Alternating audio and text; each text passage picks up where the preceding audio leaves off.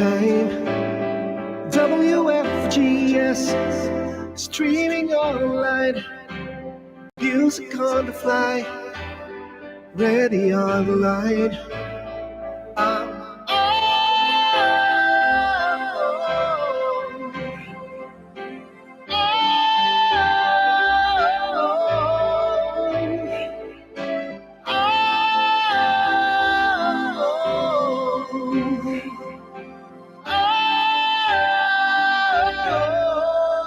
Listen to the top songs of great performance now streaming on W.FGS. Pakiayos natin mga kapitbahay ang ating mga orasan. Saan man tayo ng dako ng daigdig nandoon sa mga sandaling ito. Sandali, yung aking audio. Sandali yung audio natin na naman naka-on Oras natin sa iba't ibang mapanig ng daigdig sa London, alas 2 ng hapon. Samantalang sa Kingdom of Saudi Arabia, ganap ng alas 5 ng hapon. Sa Japan, alas 11 ng gabi. Sa Sydney, Australia, alas 12 ng hating gabi. Sa Hawaii ay ganap ng alas 4 ng madaling araw. Alaska, alas 5. Alas 6 sa California. Samantalang sa Pilipinas ay ganap ng ika-10 ng gabi, Philippine Standard Time. At dito sa atin, silangang bahagi ng Estados Unidos, ang oras natin mga kababayan ay ganap ng alas 9 ng umaga. Good morning!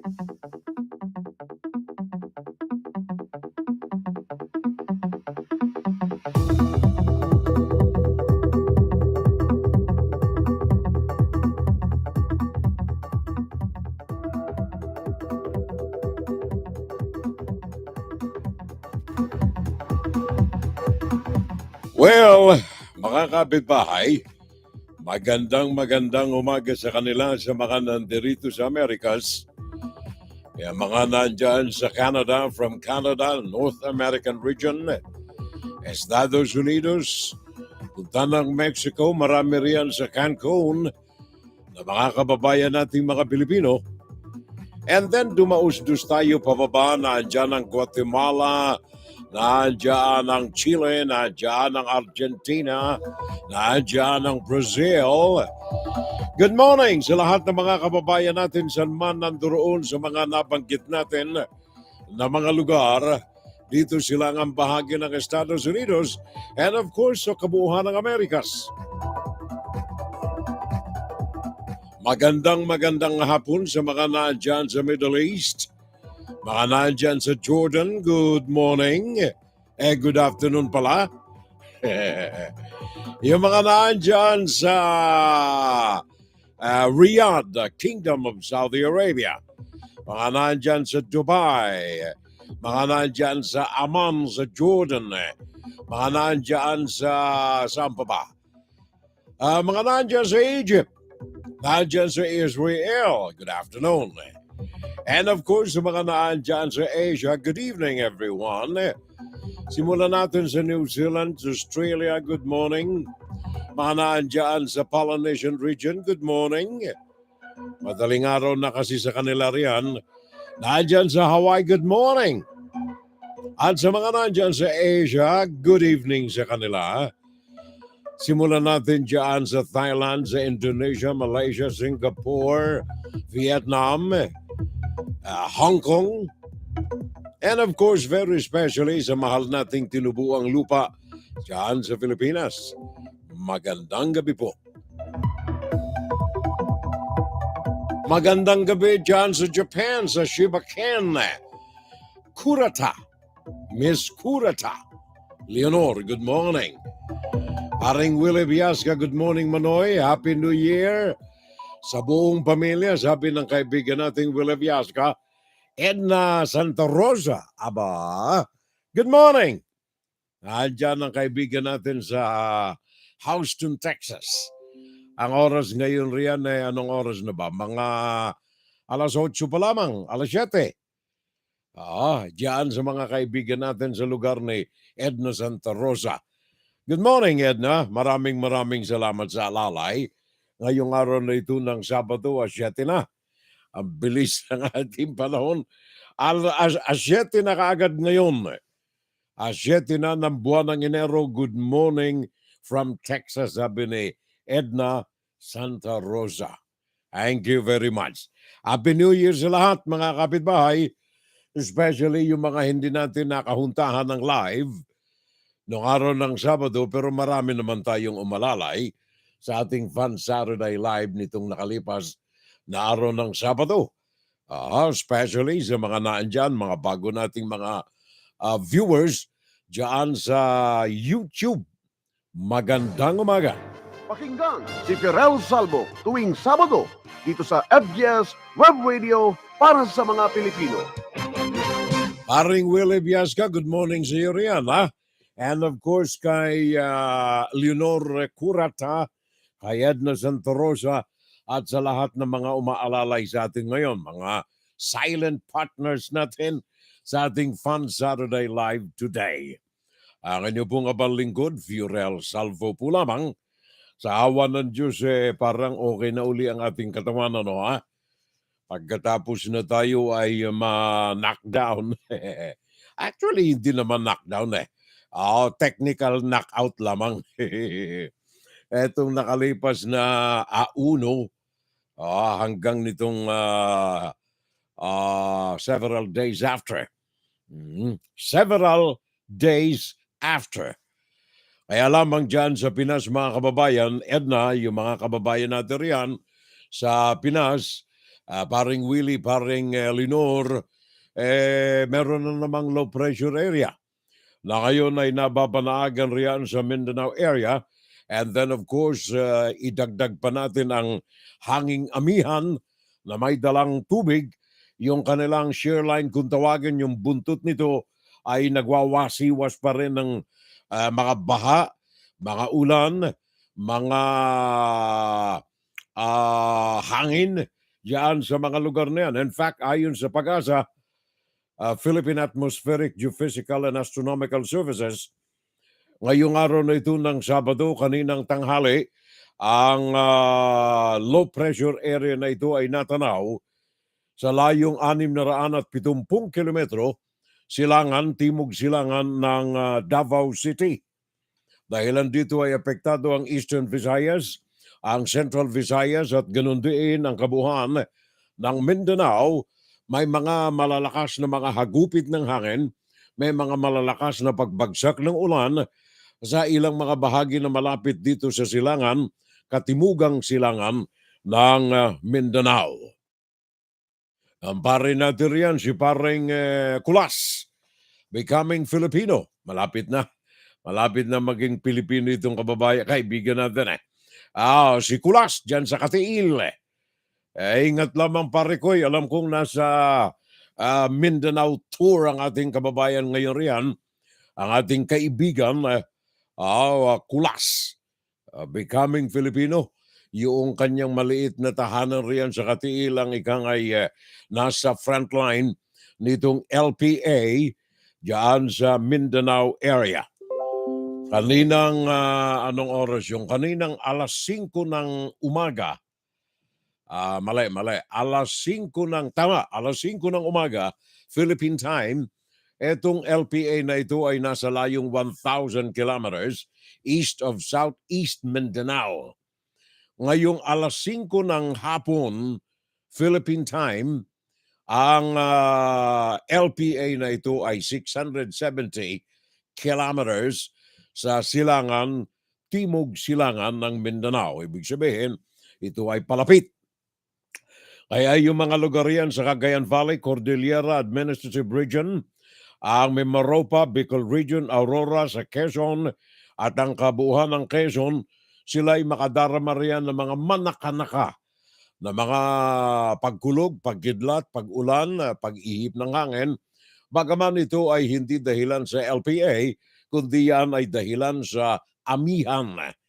As well as dyan sa Metro Manila, may mga manakanaka na mga pagkulimlim ng langit. Ang Visayas, Mindanao, yun ang maapektuhan itong low pressure area na ito. Kaya ingat na lamang tayo riyan, mga partners ko riyan, sa Visayas and especially Mindanao area. Fun! Saturday Live! Saturday Live! Saturday Live! At ngayong gabi rin na ito mga kapitbahay, Fen Camases. Hello, kumusta na lamang? Maray na banggi po, Furel, sabi ni Fen. Fen Camases. At sa gabus daw sa inyo lahat riyan, sa lahat kaya inyo rahan, na mga nanonood sa atin, sabi ni Fen, ay magandang umaga na lamang. Sa lahat sa inyo, magandang umaga, magandang hapon, at saka magandang gabi. Sabi ni Fen Camases. Hindi lamang si Fen, si Ben Magbuhos, nakaalalay sa atin ngayon ng partner natin. Paring Ben, magandang umaga, magandang hapon, magandang gabi, saan man tayo nanduroon sa mga sandaling ito. At kung kayo ay naandyan sa Metro Manila, mga kapitbahay, kung kayo ay naandyan sa Metro Manila and especially kung kayo ay nasa lungsod ng Maynila mismo, ngayong gabi na ito ay naandyan ang Black Nazarene sa Luneta. Diyan sa Luneta Grandstand. At ito ay yung tinatawag natin nung araw na pahalik. Ngayon, dahilan sa COVID-19 ni Xi Jinping, ang tawag dito hindi na pahalik eh. Alam ba ninyo kung anong tawag na ngayon? Hindi pahalik na eh. Nung araw, pahalik yan eh. Ngayon hindi na. Mananatili riyan ang imahe ng Black Nazarene hanggang sa Lunes ng madaling araw. Magkakaroon ng vigil ngayong gabi at saka sa ngayon ay Sabado na ng gabi. So Sabado ng gabi, patuloy ang vigil ngayong mga sandali na ito hanggang sa araw ng Lunes ng madaling araw. Magkakaroon ng procession from Luneta hanggang sa Quiapo Church sa 9. By the way, ito'y nais ko lamang liwanagin mga kapitbahay. Actually, ito pong procession na ito ng Black Nazarene, ito'y dinidebatehan ito riyan eh. Ang iba ay naniniwala na ito ang kapiestahan ng Black Nazarene. Hindi ho ito kapiestahan. Ito ay ang kapiestahan itong Black Nazarene ay sa Holy Week. Actually, yung I think Friday ang kapistahan ito eh. Yaan talaga ang pagdiriwang ng kapistahan o kaya ang pananampalataya sa Black Nazarene. Ngayong 9,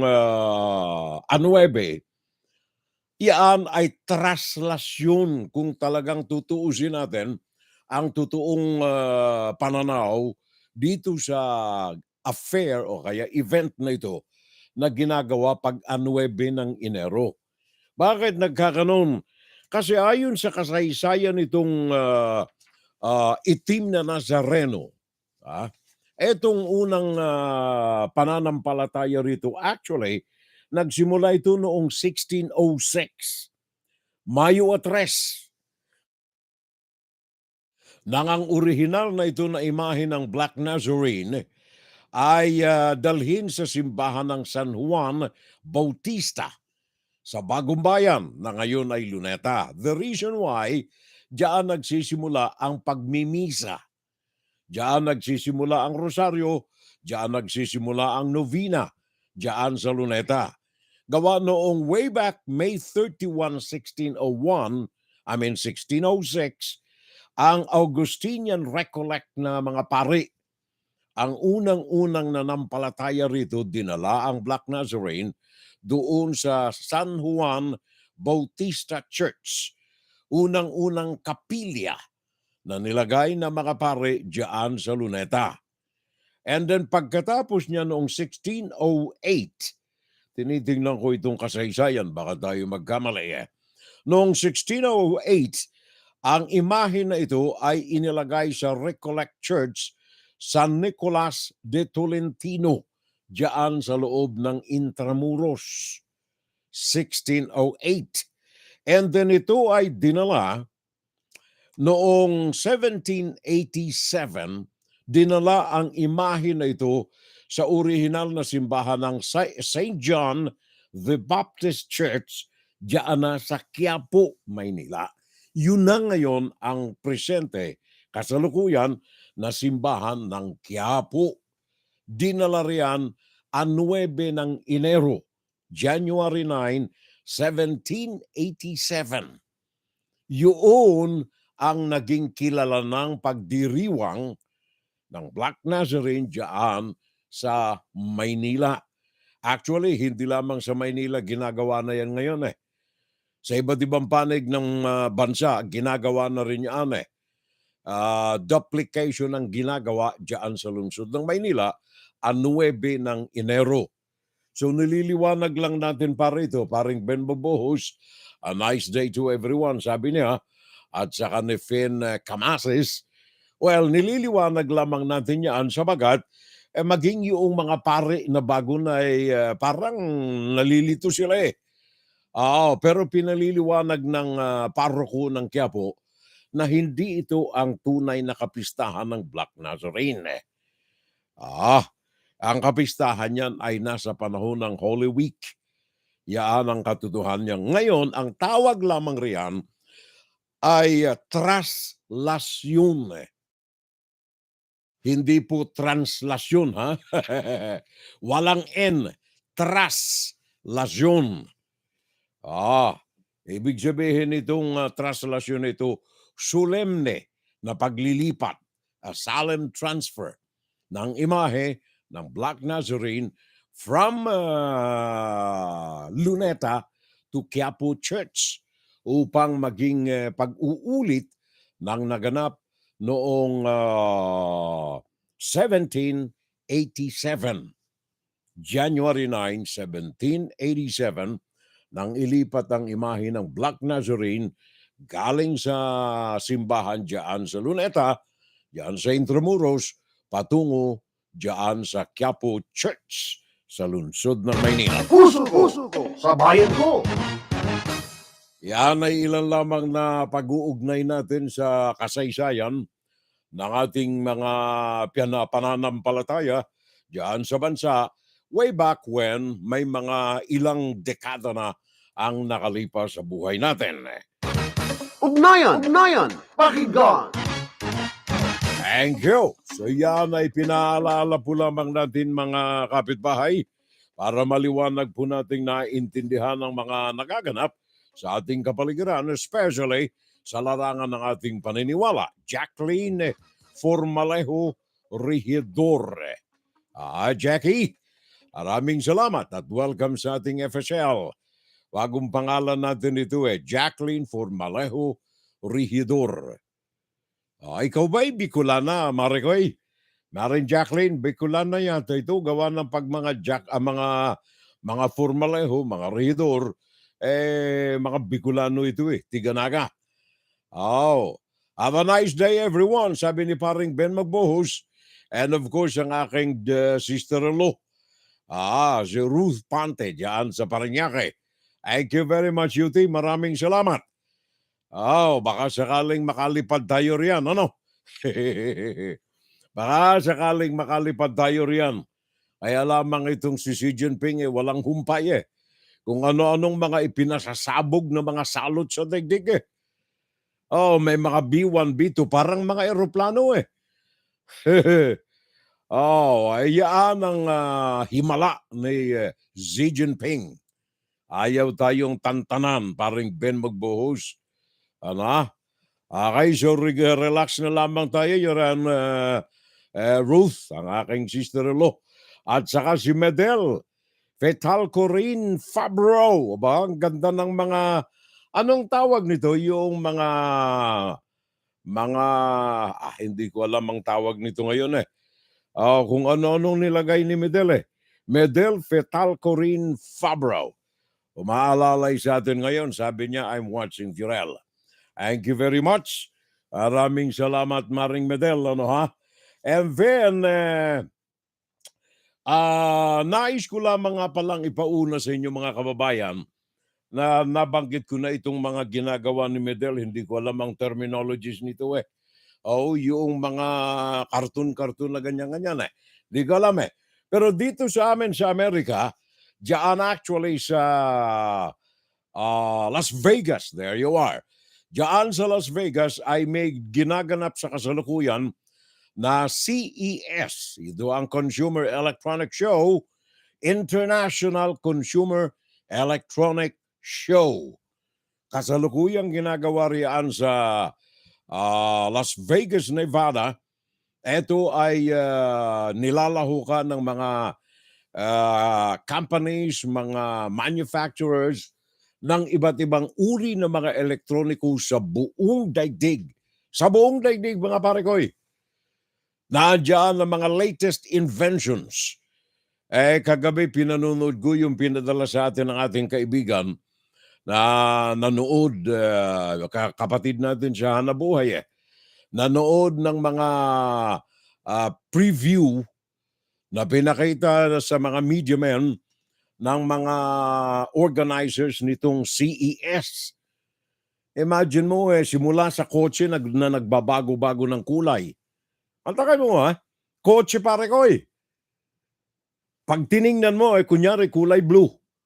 Maya-maya makakita mo na lamang parang rainbow color na nagbabago-bago ng kulay meron pang invention doon na isuot mo sa paa na naglalakad ka, suot mo sa paa, magiging double o kaya triple ang bilis ng iyong lakad.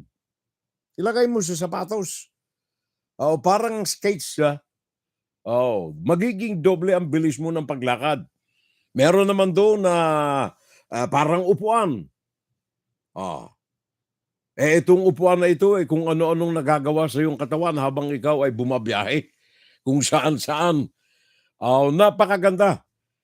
At itong mga organizers dyan ang nakakatuwa sabagat yung mga Pilipino ay appreciated nila. Electronic manufacturers from Korea, from Japan, kilalang-kilala ang mga Pilipino. Bakit? Number 1 tayong gumagamit ng kanilang mga electronic gadgets iPhone texting, number 1 ang Pilipinas meron tayong report tungkol dito sa bagay na ito. Let me see. Iparinig natin sandali sa inyo, para mas maliwanagan natin kung ano ito A tech extravaganza of more than 3,000 companies touting their most innovative work.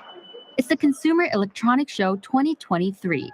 This year, it's back to its pre-pandemic glory, with tech titans Google, Amazon, and Microsoft returning. They were absent for last year's show due to the spread of Omicron. CES expects more than 100,000 people to visit during the 4-day event. It's fantastic. There's a ton of stuff to see. I actually was here in 2019 as well, before the pandemic, and it is really wonderful to be back. It's easy to get lost in the winding maze of CES, packed with a plethora of booths. So here's a quick and easy guide. Samsung and LG go head-to-head with bending screens. LG has put forward its latest foldable OLED display, while Samsung premiered its Flex Hybrid, a screen that's both foldable and stretchable. The two South Korean tech giants also tried to get visitors' attention with their show-stopping booths. LG has a mega display of 260 OLED screens. This year, its crowning pieces were the wireless OLED screen and the crisp built-in displays for cars of the future.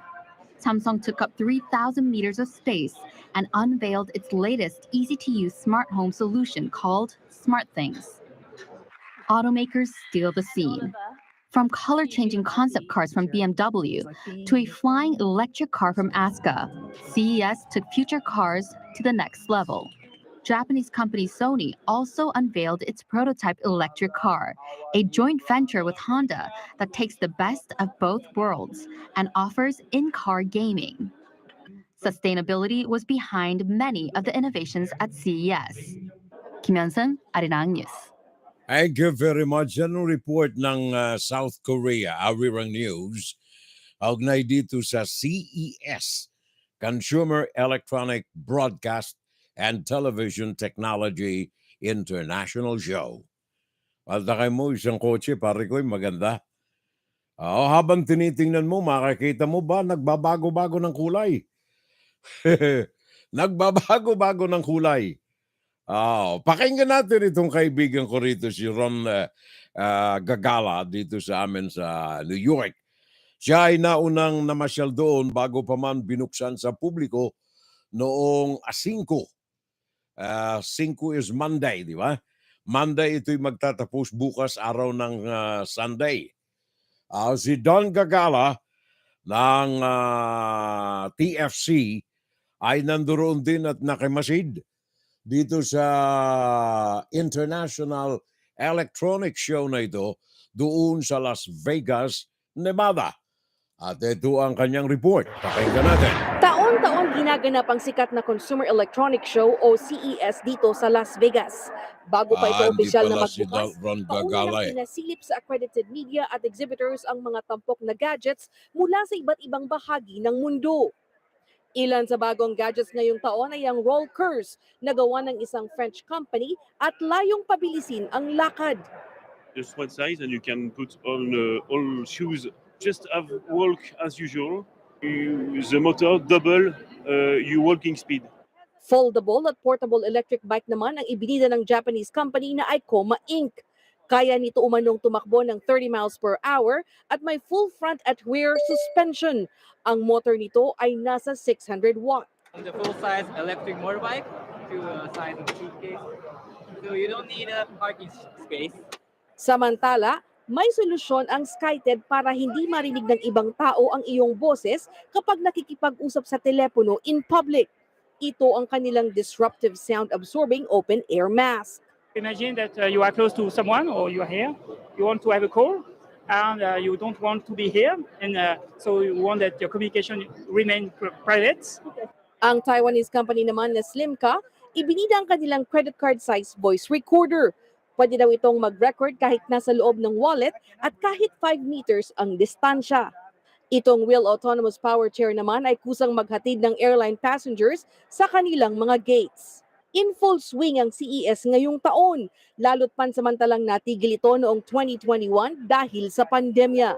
We have 3,200 companies in about 2.2 million square feet of exhibit space. It kept growing very quickly there at the end. And it's very exciting to have Philippines here. Great technology, innovation. It's a wonderful, highly educated population. It does very well. And I think they're great innovators in the Philippines. Mahigit sa 100,000 katao ang inaasahang dadagsa sa CES ngayong linggo. Para sa TFC News, Bev Lorente, ABS-CBN News, Las Vegas. Bebs, I apologize. Hindi nga pala si Ron Gagala ito eh. Si Ron kasi meron siyang report mamaya ng konti na may kaugnayan naman dito sa mga, kung Korea ang tawag natin K-pop, eto naman ay P-pop, Filipino pop. Yan. Mamaya, si Ron Gagala. Etong napakinggan ninyo ay si Beb Lorente na nakabase naman niyaan sa California at namasyal doon sa Las Vegas sa Nevada para dito sa CES. Kahit mo, maski yung mga manufacturers kilala ang mga Pilipino eh. Mga electronic savvy kasi ang mga Pinoy eh. Medel Fetal Corinne Fabro. Thank you very much. Ngayon, dyan sa Pilipinas, ang mga inventions dyan kakaiba naman eh. Hindi lamang sa elektroniko mga kababayan. Kung itong ginagawa rito sa Las Vegas ay inventions ng electronics, sa atin sa Pilipinas, mas magaling eh. Magaling eh. Mantakin mo si, anong tawag niyan? Si Leila de Lima. 6 na taon nang nakabilanggo, si Leila de Lima. Mantakay mo si Mr. Rimulya III, yung nahulihan noong mga illegal na droga. Mantakay mo, wala pang 2 buwan eh. Ayos na yung kaso, resolve na. Yung nang magaling na mga invention sa atin eh. Una-una lang. Diba? Una-una lang. Si Leila de Lima, 6 na taon na. Kursunada siya kasi ni Rodrigo Duterte. At saka syempre, may kasunduan naman siguro sila ni Mr. BBM Wag mo muna pare kung palayain niya. Leyda de Lima, 6 na taon na diyan sa bilangguan. Samantalang itong anak ni Justice Secretary Remulla, eto ano ito, January lang yata. No, hindi January. Anong buwan ba yan? Mga ilang buwan pa lamang. Ngayon final and executory ang desisyon ng korte. Final and executory ang desisyon ng korte. Absuelto. Pakinggan natin si Kat Maraos, UNTV News, ang kanyang report tungkol dito sa bagay na ito. Department of Justice or DOJ Secretary Crispin Boying Remulla disclosed that he is relieved and happy over the acquittal of his son for the complaint of possession of illegal drugs or koosh. Remulla stressed that he did not interfere on the case and let the rule of law prevail. He further added he has not yet talked to his son since he was charged. The court has already rendered the decision. I did not interfere in any way with the process. I trusted the process. And I wish my son further redemption in the future. He has to make something out of his life. Something better than what happened to him. Siyempre, you're relieved, you're happy. He had the right to be presumed innocent in the first place. So, I'm just glad that the justice system. So yan ang tinig po ni Justice Secretary Remulla, kaugnay ng kanyang anak na napagtagpuan ng illegal na droga noong I think October, kung ako hindi nagkakamali. Nakasuhan ito Oktubre 14, kung ang aking brain ay tumatakbo ng maayos. Sabi ng kanyang abogado, si Perlito Campanilla, sabi ng kanyang abogado, hindi naman talaga siya ang may kasalanan. In fact, itong droga na ito ay hindi kanya. Hindi niya alam nung binuksan niya na ito pala'y droga. 1.3 million na halaga. At sabi pa ng Campanilla, hindi lamang yan yung doon sa shipping label, hindi naman yung kanyang pangalan na buo ang nandoon. Instead ng Juanito Jose Remulla III, ang nakalagay lamang doon ay Jose Juanito Remulla. Wala nang the third. Kaya sabi nitong si abogado na si Campanilla, di Campanilla talaga, mantakay mo, technicality. Walang the third na nakalagay doon sa address. Di hindi kanya. Gawa ng yung inakusahan na may the third yan. Yun. Kaya in less than 3 months, absuelto si Mr. Remulla. Sabi ng huwes, hindi pwede. Hindi siya pwede. Gawa ng yan ay hindi naman siya talaga. Iba ito Yun ang invention sa atin sa Pinas. Pakinggan si Fiorel Salvo tuwing Sabado dito sa AMIDST Web Radio para sa mga Pilipino. Anong say mo riyan, Carmela Tanyeda? Yung ating kaibigan nakaalalay sa atin Thank you very much, Carmi. Maraming salamat. Welcome back sa ating Fun Saturday Live. At saka si Mr. Kick Mendoza. Huwag kayong hahara-hara rito sa kumpare ko na ito. Bicolano ito Uragon to Uragon. Huwag kayong hahara-hara rito kay Kick Mendoza. Baka kayo bigla na lamang na i-kick nito Arekay, Diyos maray na banggi. Diyos maray na banggi, mapasay mo ang Diyos. Watching from Naga City, Kick Mendoza. Parekoy, maraming salamat. Alala ko tuloy yung biyahe natin dyan, Yan sa papunta ng Naga. Yung daang bakal na yan, yung perukaril na yan, ay kumbaga off and on ang development riyan Off and on simula nung ito ay ginawa ng magandang uri ng biyahe noong panahon ng matandang Marcos, nawala. Pagkatapos napalitan ng ibang mga administrador, binalak na buhayin, pinagkakitaan ni Gloria Macapagal Arroyo. Remember yung dalaw ni Gloria noong kanyang panahon? Mamaya pag-uusapan natin yan sa ikalawang bahagi ng ating Fun Saturday Live. It'll not be fun kung kayo ay masasagasaan ng daang bakal na itong pag-uusapan natin. Kaya nga ba't sa ating Fun Saturday Live Insight, ang ating tanong is, BBM's China trip, a reenactment of Arroyo'S and Duterte'S. Ngayon ang tanong natin, is it worth it o worthless?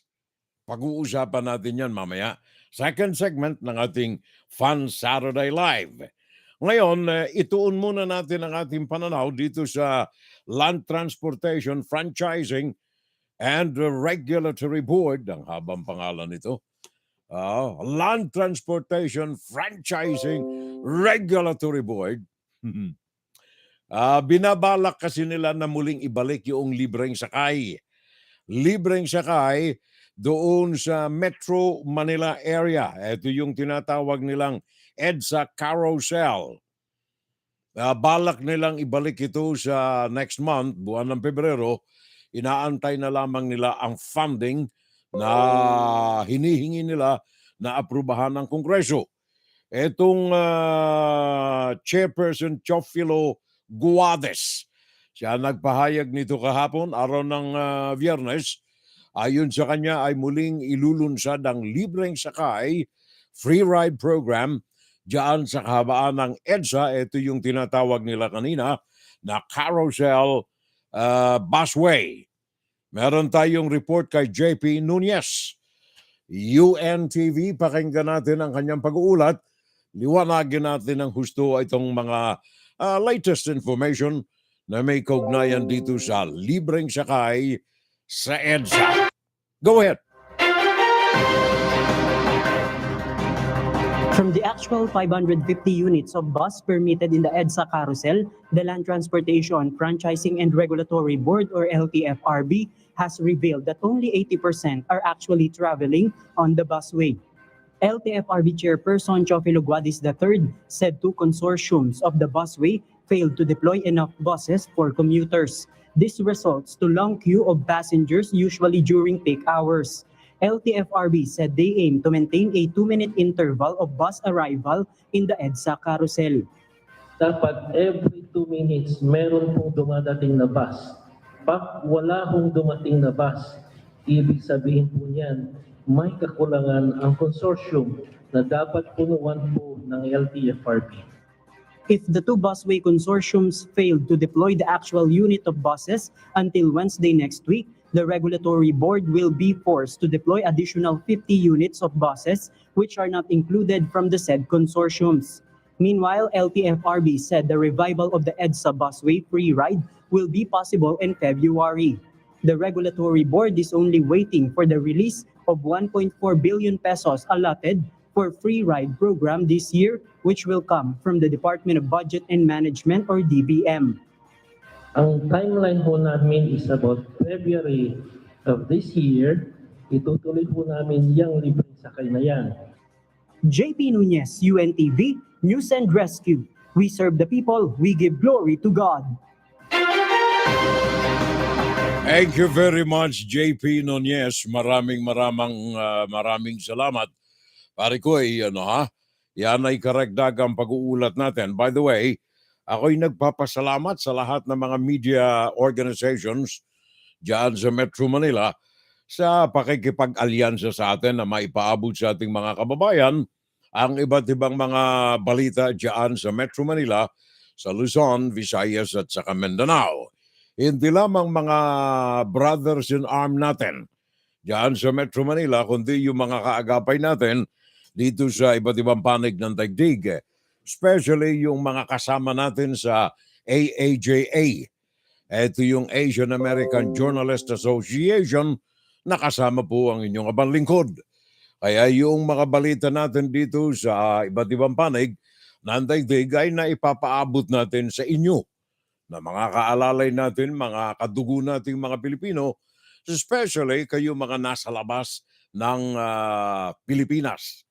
Yung mga nasa Middle East, mga OFWs natin, yung mga nasa Asia, yung mga nasa Americas, na ikangay walang masyadong panahon na halongkatin ng mga balita buhat sa iba't ibang mga channels na nakabase dyan sa Metro Manila. Ang baga dito sa atin, one for all na tayo rito and all for one. Napapakinggan ninyo ang mga pag-uulat ng iba't ibang mga news organizations natin sa iba't ibang panig ng ating daigdig dito sa ating Fun Saturday Live. Okay na itong mga libreng sakay na ito eh.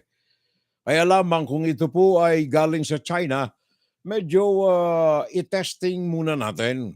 Kailangan ng negative testing.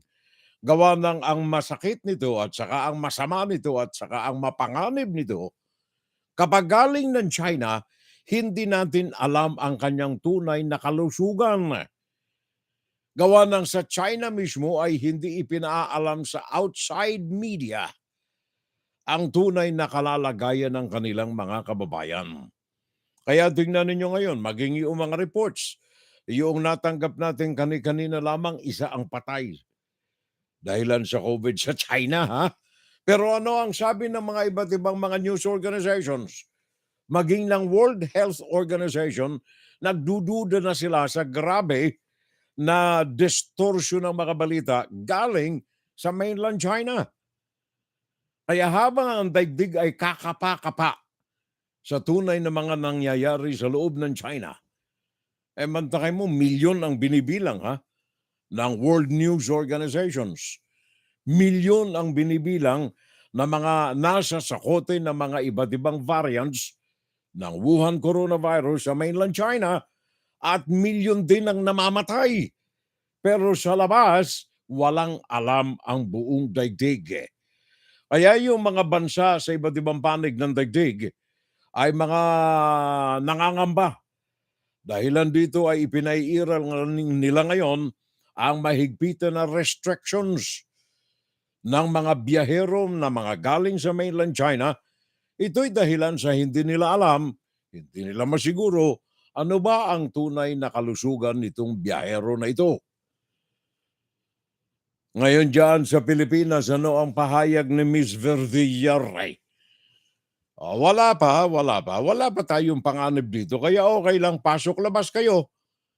This will be a repeat again noong 2020.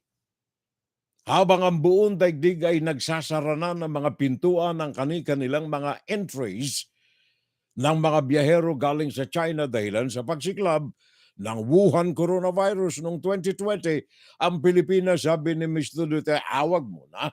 Hindi pa. Wag muna tayong magsara. O magagalit, magtatampo sa akin si Xi Jinping eh. Kaya nalintikan, nagkalintik-lintikan yung mga Pinoy. Ngayon naman, it's a repeat. Sabi ng DOH, wala pa naman. Sabi naman ni Mr. Marcos, pag wala pang masyadong puno ang mga kama, mga bed sa mga ospital, okay pa. Pasok lang kayo, pasok lang. Yun si BBM. Pakinggan natin sandali. Si Gladys Tuwabe, UNTV, meron siyang karagdagang report tungkol dito sa monitoring ng DOH sa China. The Department of Health, or DOH, says that the COVID-19 virus continues to mutate among the variants that has been detected in other countries. Is XBB.1.5 COVID-19 known to be most transmissible? However, DOH believes that there is yet no need to implement tighter restrictions in the country. Wala pa ho tayo nakikitang rason based on science and evidence that we should add additional restrictions.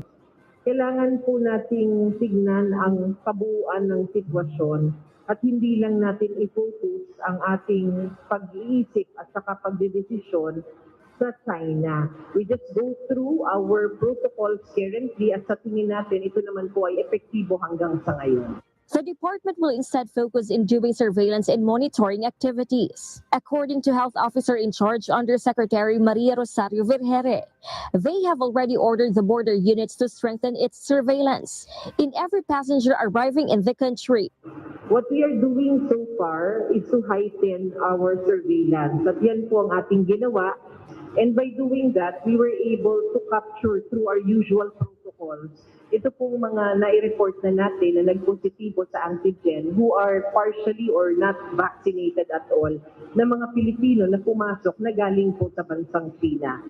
Through this initiative, it will be easier to identify passengers who are vaccinated and unvaccinated and can help monitor variants that may enter the country. To date, the country's protocol for arriving passengers who are unvaccinated or partially vaccinated will be subjected to antigen testing. Undersecretary Vergere reiterated that this protocol is applicable not only to arriving passengers from China, but for every individual.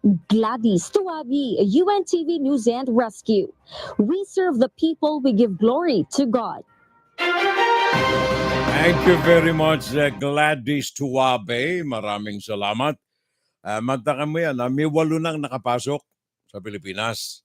Ito, as of yesterday, Friday, 8 ang nakapasok na sa Pilipinas. Ngayon, yung mga nakatabi nito sa aeroplano, na-monitor na rin. Antayin pa ba natin may pumasok uli na another 8? 8 na yan, nasa loob na ng Pinas. Tingnan natin kung ano ng kasalukuyang kalagayan ng 8 na ito. Merong report si JC Cosico. Ito naman ay galing sa News 5 Philippines. Alamin natin kung ano ang kanyang follow-up na may kaugnayan dito sa report na ito. 8 mga pasahero galing sa mainland China, nasa Pilipinas, positibo sa iba't iba mga variants ng Wuhan coronavirus. 4 na magkakahiwalay na flight galing China ang sinakyan ng 8 Pilipino nagpositibo sa COVID-19 pagdating sa Pilipinas. At nang kunin na Bureau of Quarantine na Flight Manifesto para sa contact tracing, lumabas na 89 ang kanilang close contacts. Higit kalahati sa mga close contact ay mga foreigner. Halos lahat naman sila ay bakunado kontra COVID-19. Pero may isang nakitaan ng sintomas. Naka-isolate na siya ngayon at isinailalim na sa COVID-19 testing. Hinihintay pa ang resulta nito. So it is not just DOH and BOQ doing the contact tracing. Pagkatapos namin matrace yung contact, local governments play a part by monitoring them. Lahat po ng close contacts nito are all under monitoring. They are going to be monitored every day until the time na tapos na po ang ating protocol for monitoring. Nagpapatuloy din ang isolation ng 8 Pinoy na nagpositibo sa COVID-19. Nauna nang inanunsyo ng DOH na hindi sila bakunado. Naisumite na kanilang mga sample sa Philippine Genome Center para malaman kung anong variant ang tumama sa kanila. Most of them exhibited mild symptoms. Merong iba nangangati lang ang lalamunan, yung iba may sipon, yung iba nilalagnat. Sa kabila nito, wala pa rin nakikitang dahilan ng DOH na magpatupad ng karagdagang restrictions sa mga pasaherong galing China. Nauna nang sinabi ng World Health Organization na duda ito sa inire-report na bilang ng mga ospital, kritikal at namamatay sa China dahil sa COVID-19. Di rin sila nakatanggap ng kompletong data mula sa China. Nagbabalita mula sa Frontline, JC Cosico, News 5. Thank you very much. Maraming salamat, JC Cosico ng News 5 Philippines. Patakay mo 8 nang nakapasok sa iba't ibang mga eroplano. Yung mga kasama nito, delikado. Sabi ni Ms. Vergere, binabantayan naman nila, nakamonitor, alam na nila kung sino makakasabay sa aeroplano. Mantakay mo yan, antayin mo na makapasok ng Pilipinas yung variant, saka tayo gagawa ng pagkilos. Sabi naman ni BBM, okay lang naman gawa ng ang binabantayan niya.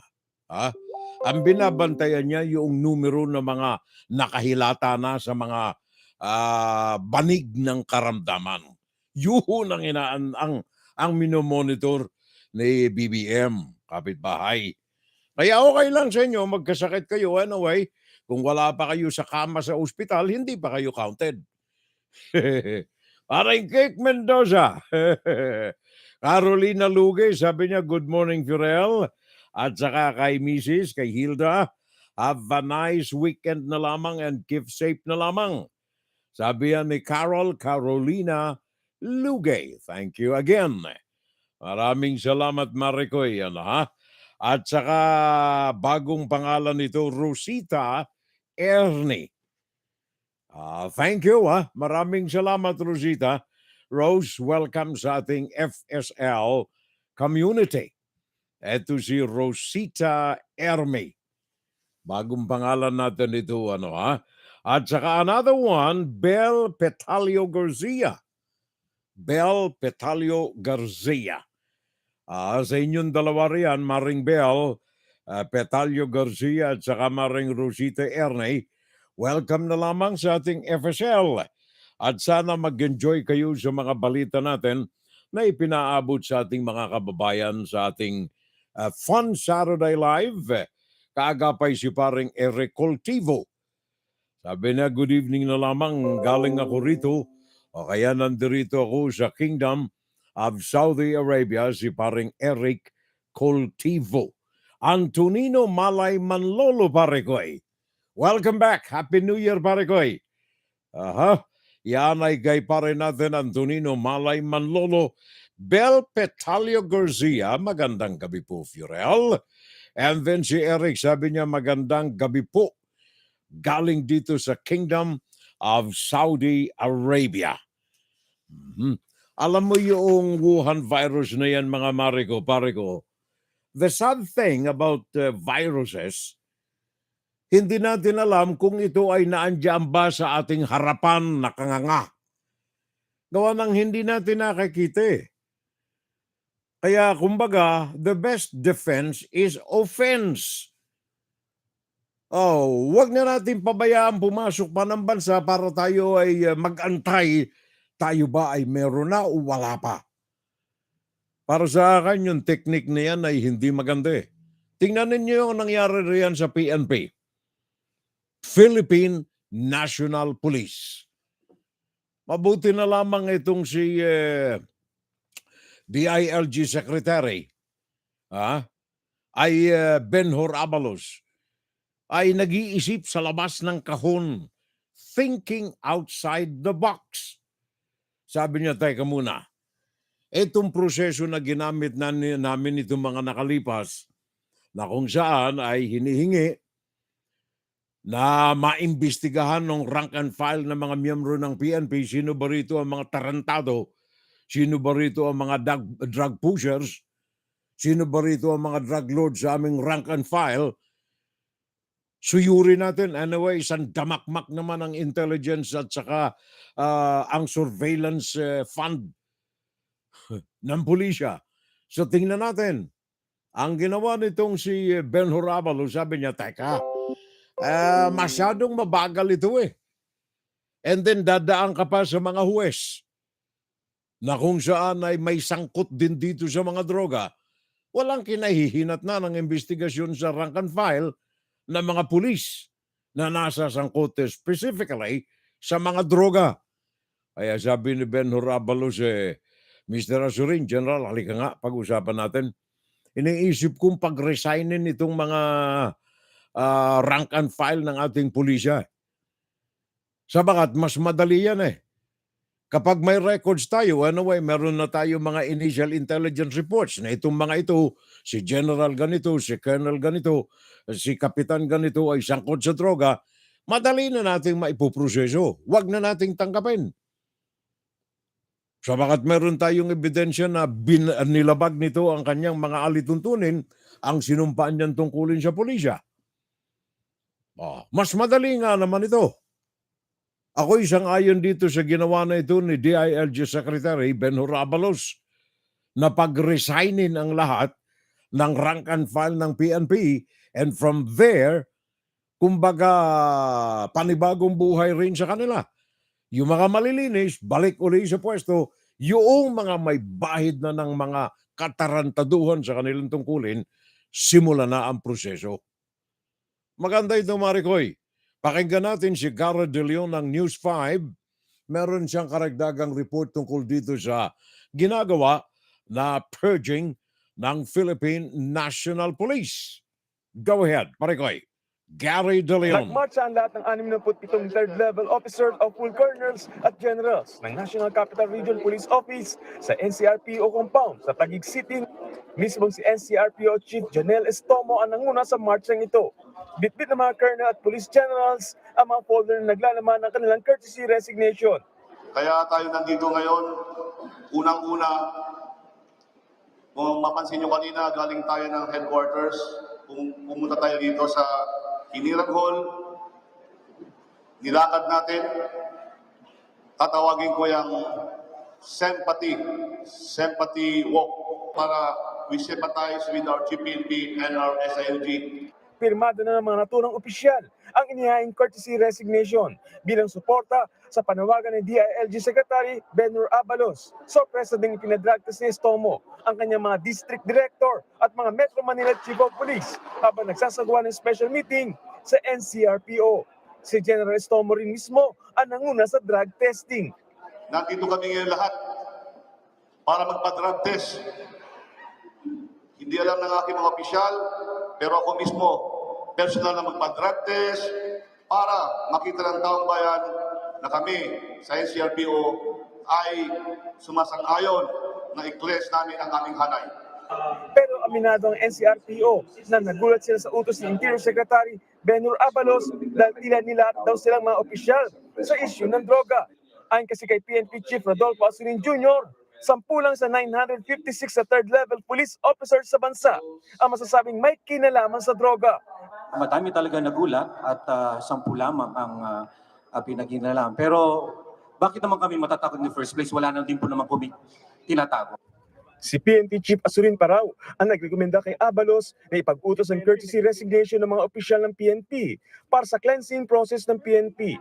Pero hindi raw natatakot sa evaluation, assessment at investigation ng mga pulis sa NCRPO.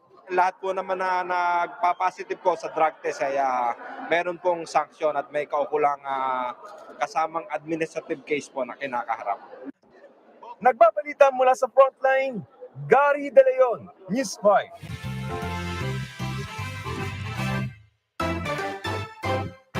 Thank you very much, Garrett De Leon. Yun ang maganda.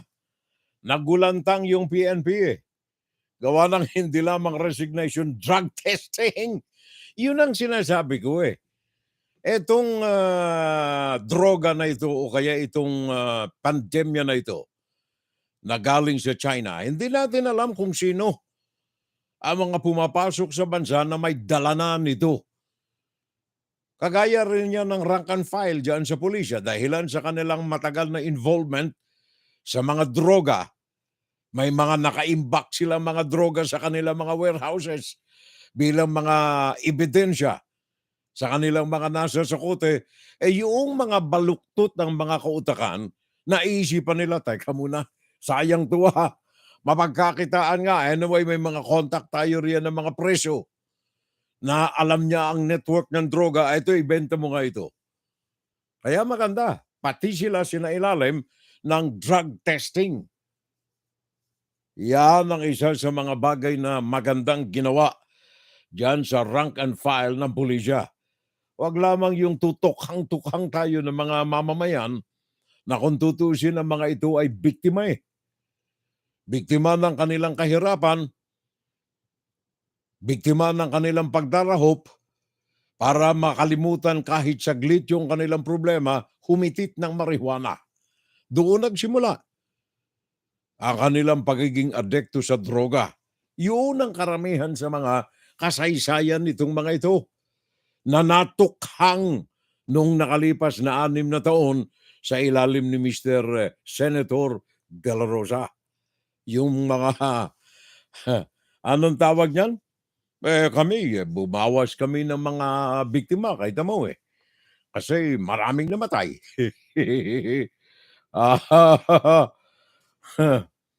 Gawin natin na lamang siguro yung mga bagay na kailangan gawin, mga kapitbahay. Pag-uusapan natin yan dito sa second half ng ating Fun Saturday Live, mga kaalalay natin, mga kapitbahay natin, paring Eric Cultivo. Magandang gabi from Kingdom of Saudi Arabia, ang ating partner dito. And then, ano ito? Baliktad eh. Ano ito? Paano ba ito, pare koy? Hindi makukuha itong buong pangalan mo eh. Lauron. Kung sino man itong pare natin na ito. Anyway, welcome sa ating Fun Saturday Live. Fun Saturday Live, pare koy. Mr. Lauron eh. Or Miss Lauron, I don't know. Baliktad yung kanyang pangalan eh. Ginawang scramble eh. Kaya hindi natin ma-identify ng gusto. But anyway, welcome sa ating FSL community. Nasa second half na tayo.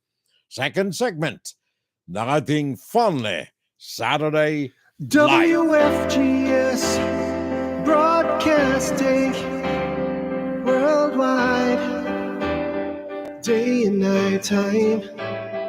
WFGS streaming online, music on the fly, ready online.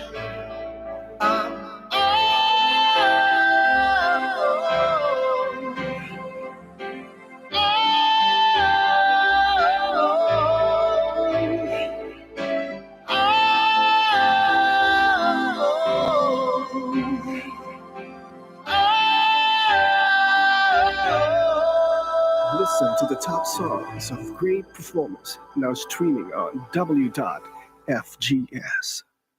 Oras natin mga kapitbahay, 1 minuto makalipas ang ganap na ika-11 ng gabi. Filipino Standard Time, 3:01 naman ng hapon dyan sa London, 6:01 ng gabi dyan sa Kingdom of Saudi Arabia, 12 ng ating gabi sa Japan, 1:01 ng hating gabi sa Australia, Sydney, and of course sa Hawaii, 5:01 na ng madaling araw.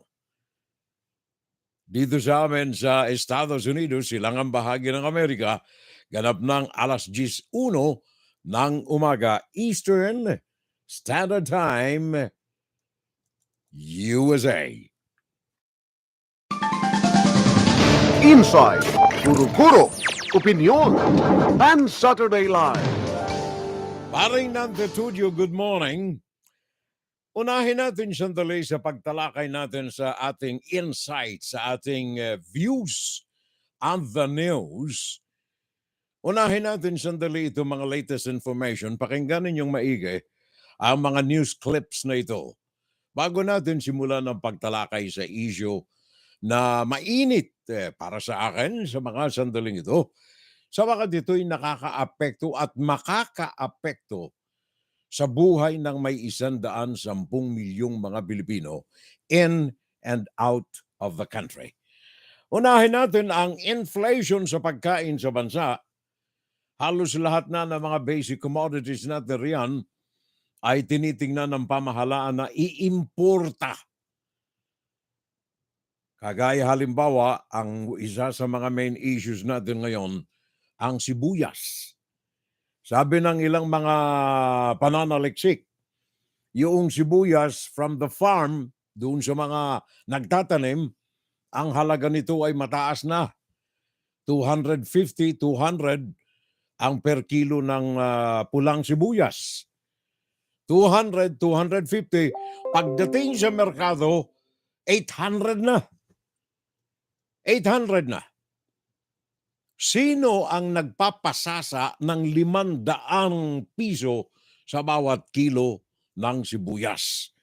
Pakinggan natin sandali ang News 5, Shaila Francisco, at tingnan natin kung ano ang kanyang findings dito sa presyo ng mga sibuyas at iba pa na mga basic commodities dyan sa ating bansa. Ininspeksyon ng Department of Agriculture ang ilang taniman ng sibuyas sa Tarlac at Nueva Ecija kahapon para silipin ang supply nito ngayong magsisimula ang anihan. Yan ay para din malaman kung kaya na bang maibaba ang farm gate price para maibenta sa 250 pesos kada kilo na suggested retail price ang pulang sibuyas. Pero lumalabas, ang farm gate price o bilihan pa lang sa taniman, umaabot na ng 280 hanggang 380 pesos kada kilo. May mga ahente doon at meron silang mga namumuhunan na traders. Ipinakita din ng DA ang mga pananiman na apektuhan ng harabas o armyworm. Problema rin kasi ng ilan ang pambili ng pesticide na mahal din ang presyo. Ang isa pang problema ng mga magsasaka ngayon ay ang ulan. Sa taya ng Bureau of Plant Industry, 19,000 metric tons ng sibuyas ang maaani ngayong buwan. Pero aminado ang DA na baka hindi pa rin sumapat ang lokal na produksyon para pababain ang presyuhan sa merkado. Sa mismong monitoring ng DA, nasa 450 hanggang 550 pesos pa rin ang presyo ng pulang sibuyas sa mga pamilihan. Halos ganito rin ang presyo ng puting sibuyas. Ngayong matatapos na ang linggo ng pagpapatupad ng SRP, naghahanap na ng ibang solusyon ng DA para mapababa ang presyo at kabilang dyan ang importasyon. Bagay na mariing tinututulan ng Samahang Industriya ng Agrikultura o SINAG. Mas dapat daw tutukan ng DA na alamin kung bakit malaki ang pagitan ng presyo sa taniman at mga merkado, lalo't may ilang tanimang nakakapagbenta naman daw ng 150 hanggang 200 pesos kada kilo. Ang dapat isolve ng DA, yung from 200, bakit 600 pa rin sa merkado, sa retail? Sino yung nakikinabang doon sa 300 between farm gate and retail? They don't need to resort to import, they just need to capture yung pagitan ng farm gate and retail. Nagbabalita mula sa Frontline, Shaila Francisco, News 5. Tandaan ninyo mga kababayan, ang issue na yan ay inflation sa mga basic commodities ng mga kababayan nating mga Pilipino. Ultimong sibuyas, bawang, mga gulay, repolyo, isda, karne. Lahat halos na mga ito, very especially bigas, nais na nating iimporta diyan sa Pilipinas. Now, dumalaw si Mr. Marcos sa China, January 3 to 5. Ang unang resultang napagkaalaman natin, yung napagkasunduan ni Mr. Xi Jinping at saka ni Mr. Marcos sa mga media interview sa Beijing, ang sabi ni Mr. Marcos, we need a direct communication mechanism. Kanyang panukala ito kay Xi Jinping that would elevate to a ministerial level the official communications between Beijing and Manila. Tandaan ninyo, komunikasyon. Ikalawang issue natin ito. Pakinggan natin ang detalye para hindi tayo nagkakamali. Eden Santos ng Net25 Philippines ang may dala ng report na ito. So, alalayan natin maigi kung ano ang detalye sa balitang ito. Malaman natin ng maliwanag.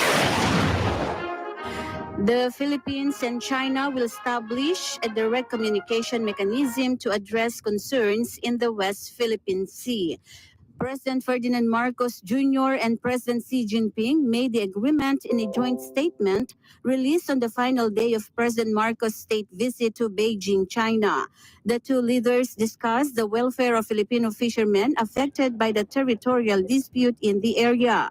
Both Marcos and Xi concurred that confidence-building measures would contribute to improving mutual trust. The communication line will be opened between the Maritime and Ocean Affairs Office of the Philippine Department of Foreign Affairs and the Department of Boundary and Ocean Affairs of the Ministry of Foreign Affairs of China. On the political front, we also discussed what we can do to move forward to avoid any possible mistakes, misunderstandings that could trigger a bigger problem. than what we already have. And I was very clear in trying to talk about the plight of our fishermen. And the president promised that we would find a compromise and find a solution that will be beneficial so that our fishermen might be able to fish again in their natural fishing grounds. The two leaders also reaffirmed the importance of the Declaration on the Conduct of Parties in the South China Sea in safeguarding peace and stability in the West Philippine Sea. Marcos expressed confidence that the issues discussed with President Xi would bear fruit, since the Chinese leader also showed interest to strengthen relations between the two countries. Eden Santos for Matanang Agila International. Trusted, connected, on point. So, pag-aaralan. Pakinggan ninyo yung mga terminolohiyang ginamit ni Mr. BBM. Pinaabot niya kay Mr. Xi Jinping na meron tayong issue, especially sa mga mangingisda nating mga Pilipino. Meron detalye rito actually kung ano ang mga agreed measures. Meron ba o wala dito sa mga issue ng maritima dyan sa West Philippine Sea? Pakinggan natin again si Eileen Zerudo, UNTV, sa detalye tungkol dito sa kung ano man ang napagkasunduan. Yun ang inaantay natin eh. Ang kasunduan. Hindi yung mga naipaabot, kundi yung mga napagkasunduan. Solution sa dekada ng problema na ito na lumala sa panahon ni Mr. Rodrigo Duterte. Let's listen.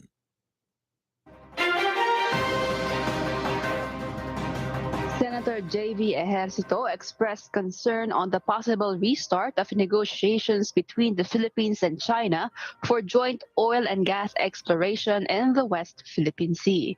This comes after both President Ferdinand Marcos Jr. and Chinese President Xi Jinping expressed willingness to continue the talks for the potential exploration in the resource-rich region. Ejercito says he finds it difficult to trust the Chinese government as it continues to encroach the country's territory, such as the increased militarization in the artificial islands. Well, as long as it will be beneficial to both, hindi yung lalamag na naman sila. No? Sorry, pero we have to be wary, no? Kasi when we said back before we adjourn, China is always extending its hand to us. Pagka kami sa atin, what its level is doing another thing. For the senator, China must regain first the trust of Filipino people before the negotiations proceed.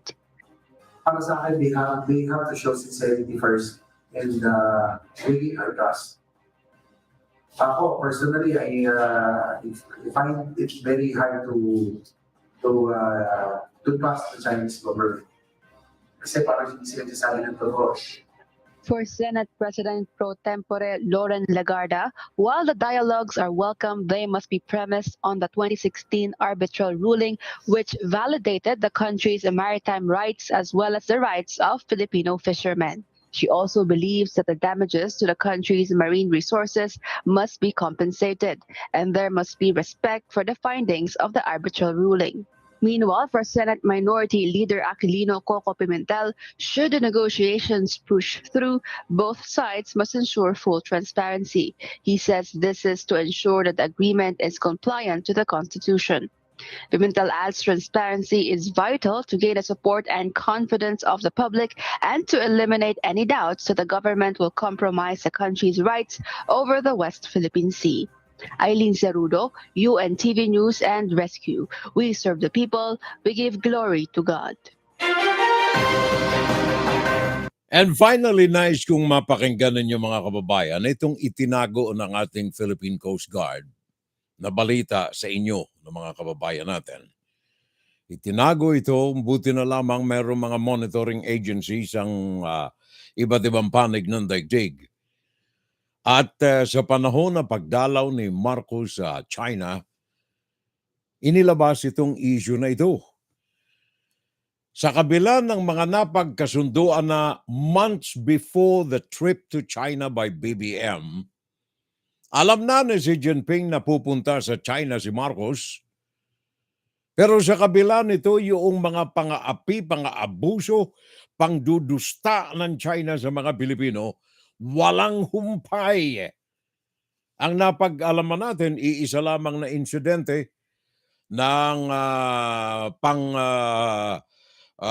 bubuli ng China sa mga miyembro ng ating Philippine Navy. Hanggang malantad itong report na ito na inilantad ng isang monitoring organization sa Pilipinas na nagsasabing hindi lamang ito ang insidente ng pambubuli ng China na naganap, kundi one time nitong nakalipas na buwan ay meron another na pambubuli na itinago siguro ng pamahalaan kaya hindi alam ng taong bayan. Pakinggan natin itong report ni Marisol Abdurrahman ng GMA News. December 8 daw nung nakaraang taon, pinigilan umano ng Chinese Coast Guard ang barko ng Philippine Navy sa West Philippine Sea, ayon sa isang retired U.S. Air Force na si Colonel Raymond Powell. There was a confrontation about a month ago between Chinese Coast Guard vessel and the Andres Bonifacio right by Panatag or Scarborough Shore. Batay saan niya sa nakita nila sa kanilang mga satellite image. The two ships converge to about 800 meters. They go from north to south, and then eventually the Bonifacio peels off and returns back to the Philippines. Para kay China Studies expert at security analyst na si Professor Romel Banlawi, ang aksyon na ito ng China ay isa na namang pagpapakita ng agresyon. Oo, kasi pinapalakas din nila yung kanilang control and influence area na yan to prove to the world that they really own the area. Kaya nga ang ating presidente ay pumunta sa China para mapag-usapan yung mga bagay na magpipigil na mangyari ulit yung mga ganitong klaseng insidente. Naniniwala si Banlawi na magiging positibo ang kahihinatnan ng pag-uusap ni Marcos at President Xi Jinping dahil ngayon pa lang daw ito nagpahayag ng kanyang pagpayag na maghanap ng kompromiso. Nagkasundo ang dalawang leader na magtatatag ng direktang linya ng komunikasyon sa pagitan ng Pilipinas at China para mapag-usapan ang mga insidente sa West Philippine Sea. Sabi ni Armed Forces spokesperson Colonel Medel Aguilar sa GMA News Online, ire-review pa raw nila ang mga nakuha nilang report. Sinisikap din namin kunan ng pahayag ang Department of Foreign Affairs at Chinese Embassy. Para sa GMA Integrated News, Marisol Abdurrahman, nakatuto 24 oras. Ito bang biyahe ni Mr. Marcos sa China is it worth it? O kaya is it worthless? Walang saysay, walang kwenta. Kung matatanda ninyo mga kababayan, I would say that this is a reenactment. Pag-uulit lamang, practice uli ng mga ginawa na ni Gloria Macapagal Arroyo noong 2010s at saka ni Rodrigo Duterte noong 2016. 6 na pabalik-balik si Mr. Duterte. Hindi ko na mabilang pa ang pabalik-balik din kay Gloria Macapagal Arroyo. Imagine, sa kalagitnaan ng operasyon ng kanyang asawa, Gloria Macapagal Arroyo, iniwanan sa hospital yung kanyang asawang inuoperahan sa puso, makapunta lamang ng China. Yan ay dahilan doon sa how much? 329 million na kontrata ng NBN, tama ba yun? National Broadband Network ng ZTE, remember that issue? Na padded yung agreement na pinasok ni Gloria Macapagal Arroyo, 260 million padded agreement. Paghahati-hatian. 200 milyon, 260 milyon, paghahati-hatian. Remember yung issue ng golf course na nalantad? Yan ay interconnected doon sa CTE deal. doon sa National Broadband Network na gustong mangyari ni Gloria Macapagal-Arroyo with Chinese government. Standard operating procedure na yan ng Chinese government na kung ang negosyo ay nakikita nilang benefisyado sila, ang resulta nito may lagayan. Kapag nakikita ng China na benefisyado sila, sigurado kayo, umasa kayo may lagayan. Kung hindi naman, para maayos ang resulta, may padding, karagdagan sa presyo ng tunay na napagkasunduan. Ito pong bisita na ito ni Mr. Marcos, ilang araw nang nakalipas, ang aking ginagawa, minuminuto, ini-scan ko lahat ng pages ng internet. Naghahanap ako ng mga press releases, na mga news items na ikangay makapagbibigay ng kaalwalan sa pakiramdam ng mga Pilipino. Dahilan sa ang kanilang pag-asa na pagpunta ni Marcos sa China, pagbalik nito, ang mga malalaking mga problemang kinasasangkutan between China and the Philippines, at least meron ng partial solution, kung hindi man maayos na solusyon. Ano yung unang item natin dito na pinarinig sa inyo? Ito'y may kaugnayan dito sa presyo ng sibuyas, may kaugnayan dito sa presyo ng mga pangunahing mga bilihin natin. Bakit pinagtuunan natin dito ng pansin?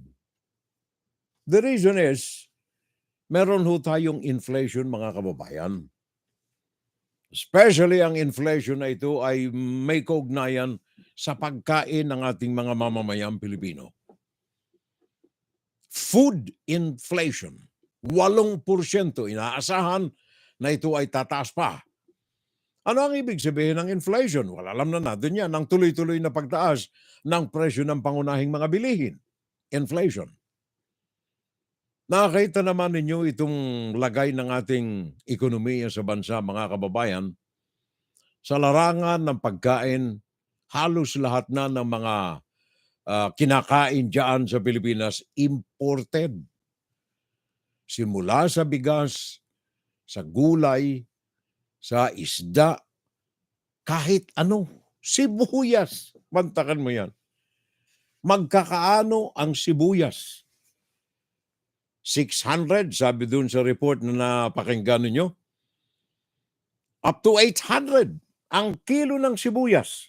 Magkakaano lamang binibili ito ng mga nagtitinda ng sibuyas o kaya nagtatanim ng sibuyas, magkaano ang presyo nila?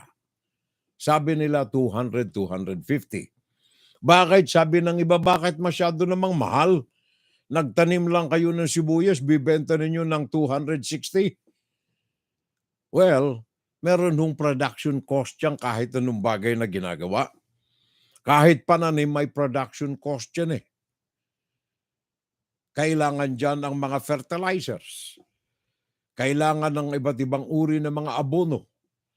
Kailangan ng mga kagamitang pangbungkal ng lupa. Kailangan ng gasolina riyan. Sa pagbungkal ng lupa, para naman ang mga magsasaka natin ay umasenso sa kanilang pagiging magsasaka, siguro mas maganda moderno na rin. Baka hindi kaya yung malaki ang mga traktora, baka pwede yung maliliit na traktora. Kailangan itong gasolina. Ito ang problema.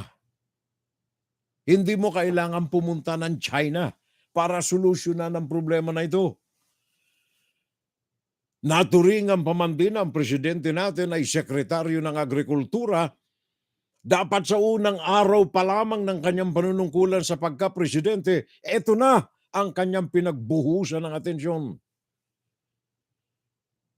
Dito sa Amerika, ang mga nagtatanim ng palay dito, may sustento ng gobyerno.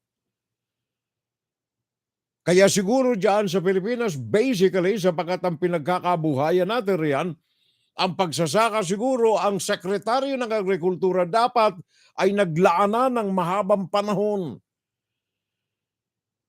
Sapagat pinangarap niya ito siguro bago pa man siya naging presidente, at least during those times, meron na siyang alam kung paano niya sasagupain ang problema ng agrikultura sa bansa. Lampas ng 100 buwan, 100 araw, 1 taon na. May nakikita ba tayong solusyon dito sa agrikultura? Wala tayong nalalaman pa. Yun ang inaantay ko, kaya nga tinahalungkat natin ng bawat pahina ng internet. Malaman natin baka may hindi tayo alam na nagaganap upang maabsan ang kahirapan ng mga magsasaka natin. Wala tayo marinig. Dapat itong mga fertilizers na ito na ginagamit ng mga magsasaka natin, kung talagang tunay ang adhikain nating pagandahin ang produksyon sa agrikultura, siguro kailangan ilibre natin itong mga ito. Instead na gastusin natin doon sa 7 ulit ng biyahe sa labas ng bansa, milyong halaga ng pera ang ginastos na sa mga enturahe nitong presidential trips na ito outside of the country. 7 na. Buwan-buwan bumabiyahe ang presidente. Ilang milyon ang nagagastos dito ng walang kapararakan. Sipin mo, buong pamilya pa Nandyan yung kanyang anak, nandyan yung kanyang asawa, nandyan yung kanyang pinsan. 10 pamilya Biyahe rito, biyahe roon, 7 ulit na sa 7 buwan. Kung yung ginastos dito, ibinili na ng mga abono fertilizers at ang sobra ibinili ng mga ekipahe ng mga magsasaka natin, maibsan ang problema ng mga magsasaka. Siguro malaking bentahan na ito. Anong sabi ng isang magsasaka? Kaya po hindi kami umani ng maayos sapagkat yung tinaniman namin ng sibuyas binaha. Wala ba tayong irrigation o kaya yung mga kanal para humupa kaagad-agad ang baha sa mga sakahan na ito? Wala pala. Meron tayong intelligence fund. Meron tayong confidential fund. Milyong-milyong halaga. Bakit nakalaan ito dyan at hindi dito sa mga kailangan ng mga magsasaka natin? Ngayon, pumunta tayo sa China ulit. May narinig ba kayo na solusyon na dinala sa hapag ng usapan doon na may kaugnayan sa pagsasaka? Wala akong narinig. Ilang milyon ang muling ginastos dito sa huling biyahe na ito papunta ng China. Pag-ulit ng biyahe ni Gloria Macapagal Arroyo, pag-ulit ng mga biyahe ni Rodrigo Duterte sa China. Hanggang ngayon ba naniniwala pa rin tayo na hindi kayo tinatarantado ng China? I doubt matalino itong si Mr. Marcos, matalino ito si Mr. Bongbong Marcos. Otherwise, hindi siya magiging presidente sa kabila ng kanyang kawalan ng edukasyon sa akademya. Matalino ito So ako'y naniniwala na hindi na alam niya na tinatarantado pa rin ng China ang Pilipinas. Mantaka mo ilang ulit na itong mga pangako. Ano ang mga resulta nito initially na mga napapakinggan ninyo sa mga broadcasts, sa television, sa radyo, at mga nababasa ninyo sa mga pahayagan? Ano ang mga napakinggan ninyo ngayon sa ating programa? Pinaabot ni Mr. BBM kay Xi Jinping ang mga issue na may kaugnayan sa West Philippine Sea. Ang resulta, maglagay ng telepono sa opisina ni Xi Jinping at saka ni Marcos para magkaroon ng direct contact. That's it. Alam ni Mr. Marcos na walang mangyayari roon sa biyahe na yun. Bakit niya ginawa? Alam natin na tinatarantado ng China ang Pilipinas. Sa nakalipas ng napakahabang panahon, bakit niya pa rin ginawa? Matalino si Mr. Marcos. Itong mga sinabi ng press releases na pag-uusapan yung mga financing na mga ferrocarril, daang bakal, ba ipinangako na ito kay Arroyo noon eh. Ang kanyang secret weapon. Naalala ko tuloy pag sinasabi ni BBM na secret weapon eh, naalala ko yung padded contract tuloy. Naalala ko yung 260 million padded na mga contracts ng China sa Pilipinas sa ilalim ng mga kontratang pinasok ni Gloria Arroyo. Secret weapon ba yun? Yung ba nga ibig sabihin? Gawa ng walang nangyari eh. Walang nangyari kay Gloria Arroyo. Nagkanda utang ang Pilipinas sa mga utang na hindi naman nakarating sa tunay na patutunguhan. Sinunda ni Mr. Rodrigo Duterte, pinangakuan magkakaanong pinangako, 27 billion agreements pinasok sa loob ng 5 paulit-ulit na pagbalik-balik ni Rodrigo Duterte sa China. 27 billion. Anong resulta ng umalis na ito sa pwesto? Wala pang 1%. Milyon lang, hindi bilyon. 1 million mahigit lamang ang naayos na kontrata. Liban doon sa tulay na iniregalo ng China doon sa Binondo. Showcase yun eh. Maipakita doon na friendship. Philippine CCP Friendship Bridge. Pero yung mga kontrata, kasama na yung daang bakal papunta ng Sorsogon, papunta ng Maynila, papunta ng Tarlac, hindi nangyari. Maraming kontrata riyan. Pinasok ni Duterte.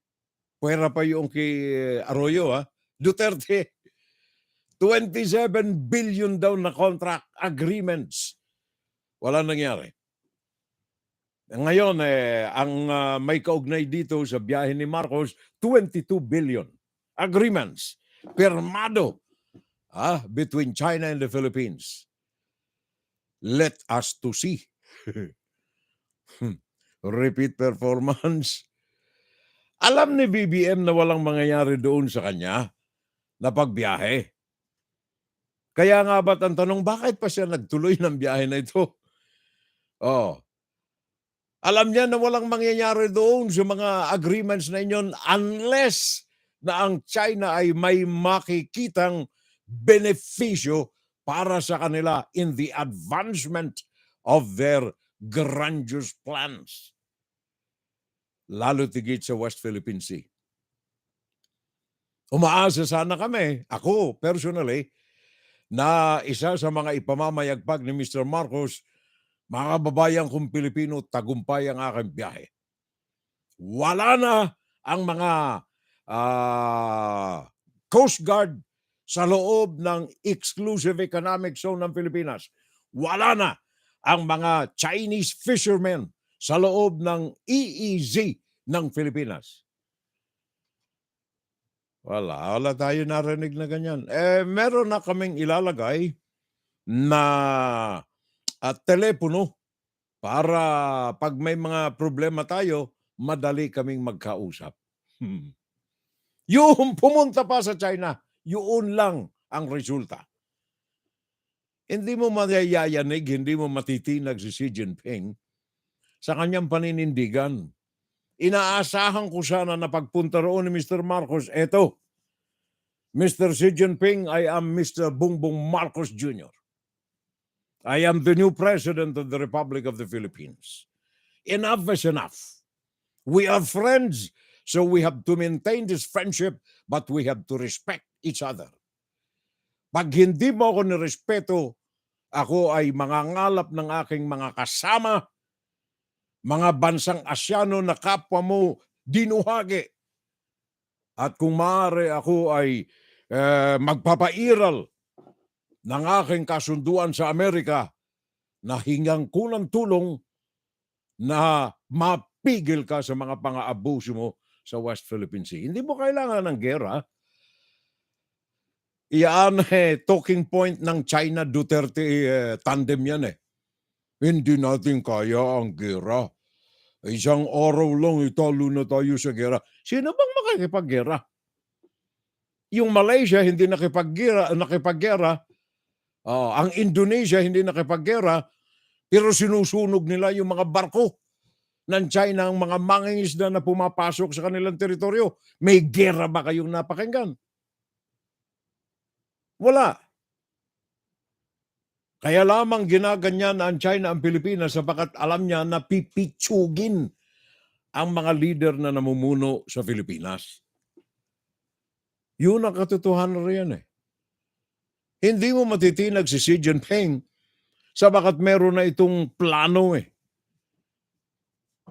Kung baga ngipin sa ngipin, kagaya ng sinabi ko nung mga nakalipas na broadcast natin, hindi talaga kaya ng Pilipinas ang China sa mano a mano.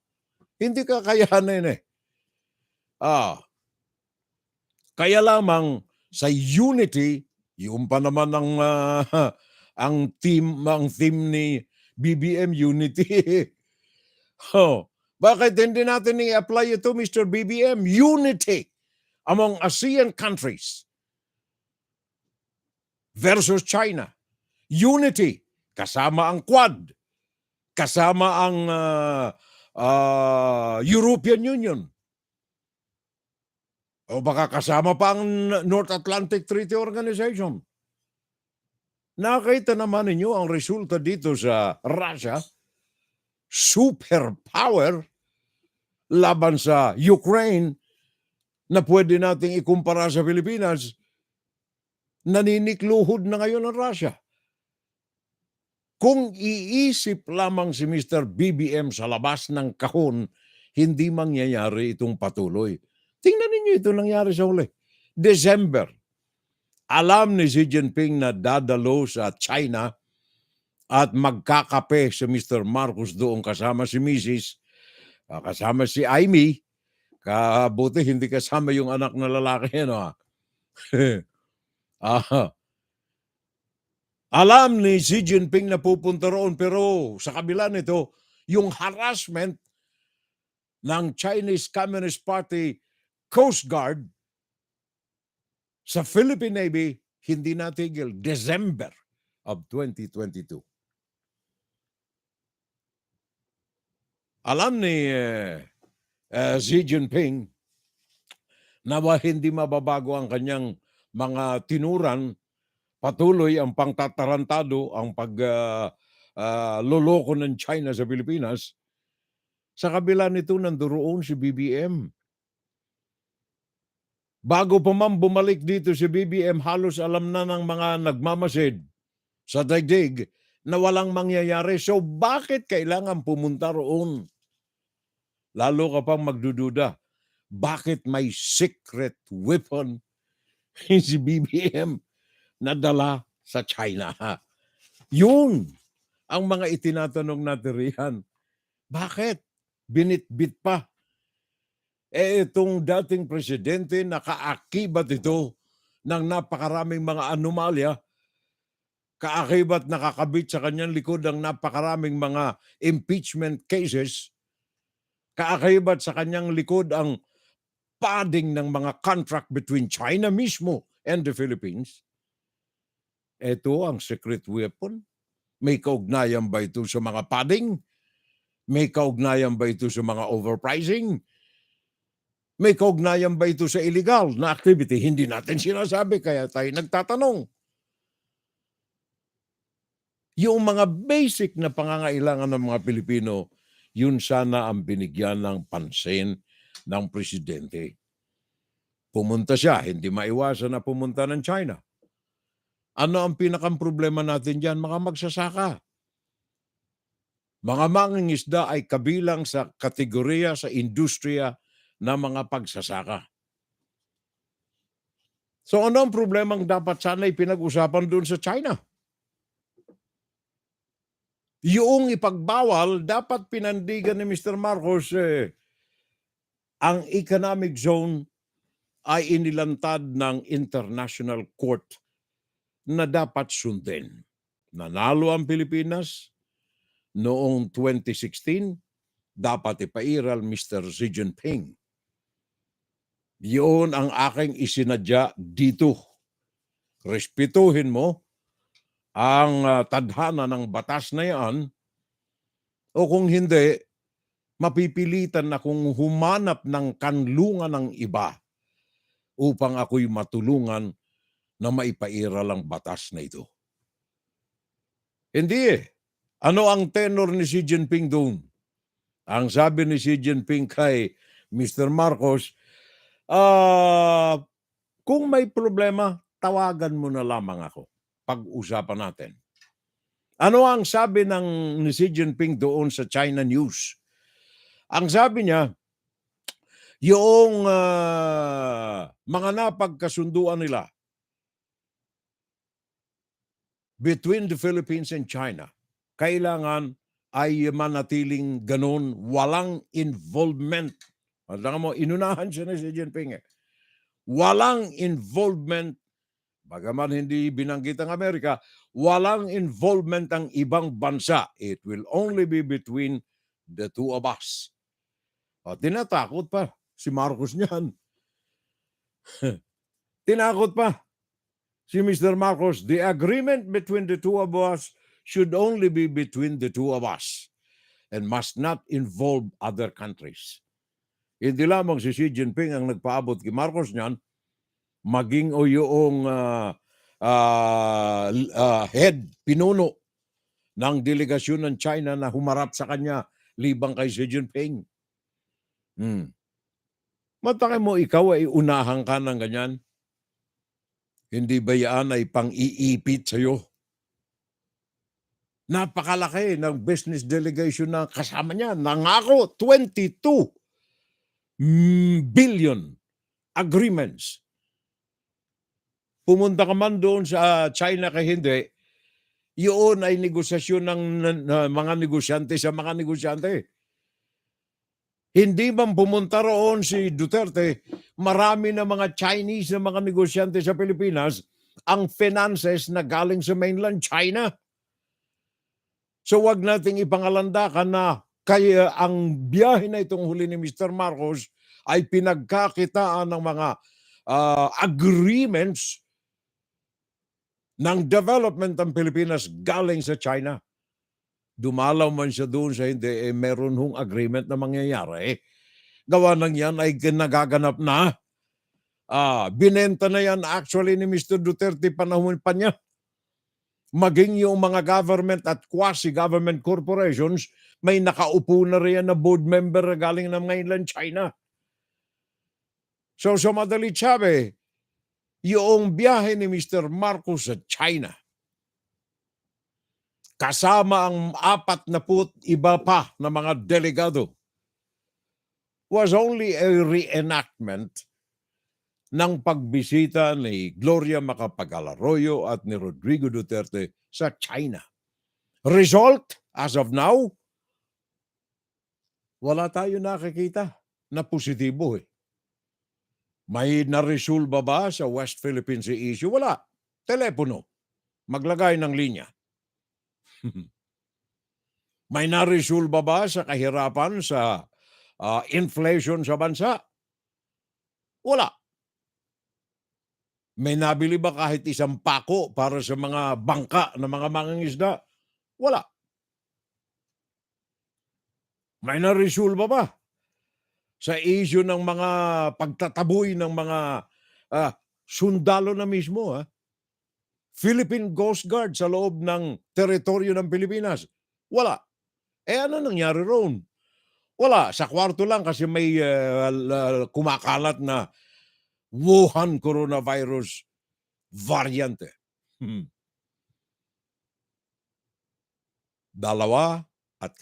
araw, bisita na BBM sa China. Nag-aantay kami ng positibong resulta. December 8 daw nung nakaraang taon, pinigilan umano ng Chinese Coast Guard ang barko ng Philippine Navy sa West Philippine Sea, ayon sa isang retired US Air Force na si Colonel Raymond Powell. There was a confrontation about a month ago between Chinese Coast Guard vessel and the Andres Bonifacio right by Panatag or Scarborough Shoal. Batay saan niya sa nakita nila sa kanilang mga satellite image. The two ships converge to about 800 meters. They go from north to south, and then eventually the Bonifacio peels off and returns back to the Philippines. Ito mo, sumuko yung ating RPS Bonifacio. Kasi hinaras ng Coast Guard ng China sa loob ng economic zone ng Pilipinas. Nakita na ninyo? Inside, Guro-Guro, Opinion, and Saturday Live. Well, ako'y naghahagilap kagabi pa ng mga expenses sana na makita natin average magkanong ginagastos nitong bawat biyahe ni BBM patungo sa iba't ibang mga bansa na ito. May nakatakda pa, by the way, ngayon 2023. Meron pang 4 na nakatakda ngayon, 2023, na bisita. Magkakano ang average expense na ginagastos ng enturahe na ito na pwedeng iugpong natin sa buhay ng ating mga kababayan? Katunayan, itong mga nangyayaring itong biyahe, ang nabibenefisyuhan nito, yun lamang mga cronies and elite na mga nasa partido ng presidente ng Pilipinas. Pakinggan si Fiorel Salvo tuwing Sabado dito sa AMIDST Web Radio para sa mga Pilipino. Siguro kung ibinahing yan ni Mr. Marcos sa abroad, inasikaso niya yung mga sinalanta ng mga bagyong nakalipas. Ilan yun? 50 mahigit ang mga nangamatay dito sa dalawang malalaking mga bagyong nanalanta ng Pilipinas. Mga pagbaha, mahigit 50 ang buhay ng mga Pilipinong kinitil dito. Sana doon inilaan ang panahon. O kaya ay sana ay binigyan ng kaagad-agad ay lunas itong mga insidente na mga landslides na sanhi caused by mining, illegal minings na mga nagaganap sa ating kapaligiran. Mga quarries na ito, I understand 1.5 billion na halaga ng mga tahanan, mga sakahan na nasalanta dahilan sa mga landslide, na dahilan sa mga illegal quarries na inireklamo na ng mga kababayan natin, walang solution na natatanaw hanggang sa mga sandaling ito. Biyahe labas ng Pilipinas, okay lang. Juan, Saturday Live! Saturday Live! Nagtatanong lamang tayo. Ang tanong natin na ito ay tanong hindi ho lamang yan galing sa atin kundi tanong din yan ng ating mga kababayan na hanggang ngayon ay naghahanap ng mga maliliwanag na kasagutan parang Junior Dal. Yan ang ibinulgar ni June Luzada. I remember the name. Yan yung sa broadband. Ano na kaya nangyari nga pala doon sa mga whistleblowers natin, mga Mariko, Parekoy, parang Junior Dal? Kaya yung iba mga nanais na makabayan ng damdamin na tumulong sa mga naape, nawawalan ng lakas ng loob. Baka sila ang baliktaran. Kagaya itong kay Mr. Luzada. Kagaya itong kay Mr. Percy Lapid. Anong nangyari na, sir? Parekoy, nauna pang mabigyan ng solusyon itong in 3 months time, ha? Di nga 3 months O tama, 3 months, October yun Ay Mr. Remulla III. Absuelto ng korte. Itong kay pareng Persilapid, anong nangyayari na? Bakit hanggang ngayon nakabimbin pa rin ang investigasyon sa Department of Justice? Anong nangyari na, paring Rodi Santos? Good morning na lamang. Ano? Arnel Mercado, pumunta si BBM sa China dahilan kaya humihingi rin siya ng proteksyon sa pansariling kapakanan. Dahilan sa makakatulong na siya o nakakatunog na siya ng destabilization. Sabi ni Arnel Mercado. Good morning bro at sa lahat ng mga viewers natin. Sabi ni paring Junior Dal, Arnel Mercado, good morning. Dito sa Winnipeg, sa Manitoba, sa Canada ang ating kaibigan. Luz Vimin Romana. Ano ito? Hi Mars Bisdak. Magandang gabi. Sabi ni Luz Vimin Romana. Kumusta na lamang tayo riyan, ano? Mga mare ko, mga pare ko. Fernando Diego Constantino, good morning. At saka Carolina Luge. Mga naandyan, mga kaalalay natin sa mga sandaling. Tayo po'y nagtatanong lang naman mga kababayan. Ang programa natin na ito ay refleksyon ng damdamin ng ating mga kababayan. Liban pa sa ginagawa nating pananaliksik ay tinitingnan natin ang mga hinaing ng ating mga kababayan. Kaya kayo mga naandyan na mga kapatid natin, huwag kayong mag-atubili. Ang akin namang messenger ay nakabukas riyan eh. Ano man ang inyong opinion, padala ninyo sa akin. Titingnan natin kung ito ay nababatay sa katotohanan. Titingnan natin kung ito ay nababatay sa busilak na pagmamahal sa kinabukasan ng ating mga mamamayan. Puso ko, sa bayan ko. Yun lang naman ang adikay natin eh. Ang ikangay kahit na may distansya tayo sa ating bansa na tinubuan, at least ang ating tinig ay hindi nawawala at napapakinggan. Yun ang ating ginagampanang tungkulin para sa ating mga kababayan, sa ating mga mahal sa buhay. At higit sa lahat sa ating iniiwanan na mga pangarapin, memories diyan sa ating bansa. Yan pinaabot lamang natin sapagat hindi ho tayo nag-iisa. Ang ating pahayag na ito ay hindi lamang galing sa ating sariling puso, kundi galing sa damdamin, kaisipan ng ating mga nakararaming mga kababayan. Pakinggan si Fiorel Salvo tuwing Sabado dito sa AMIDST Web Radio para sa mga Pilipino. Tingnan ninyo ang utang ng Pilipinas.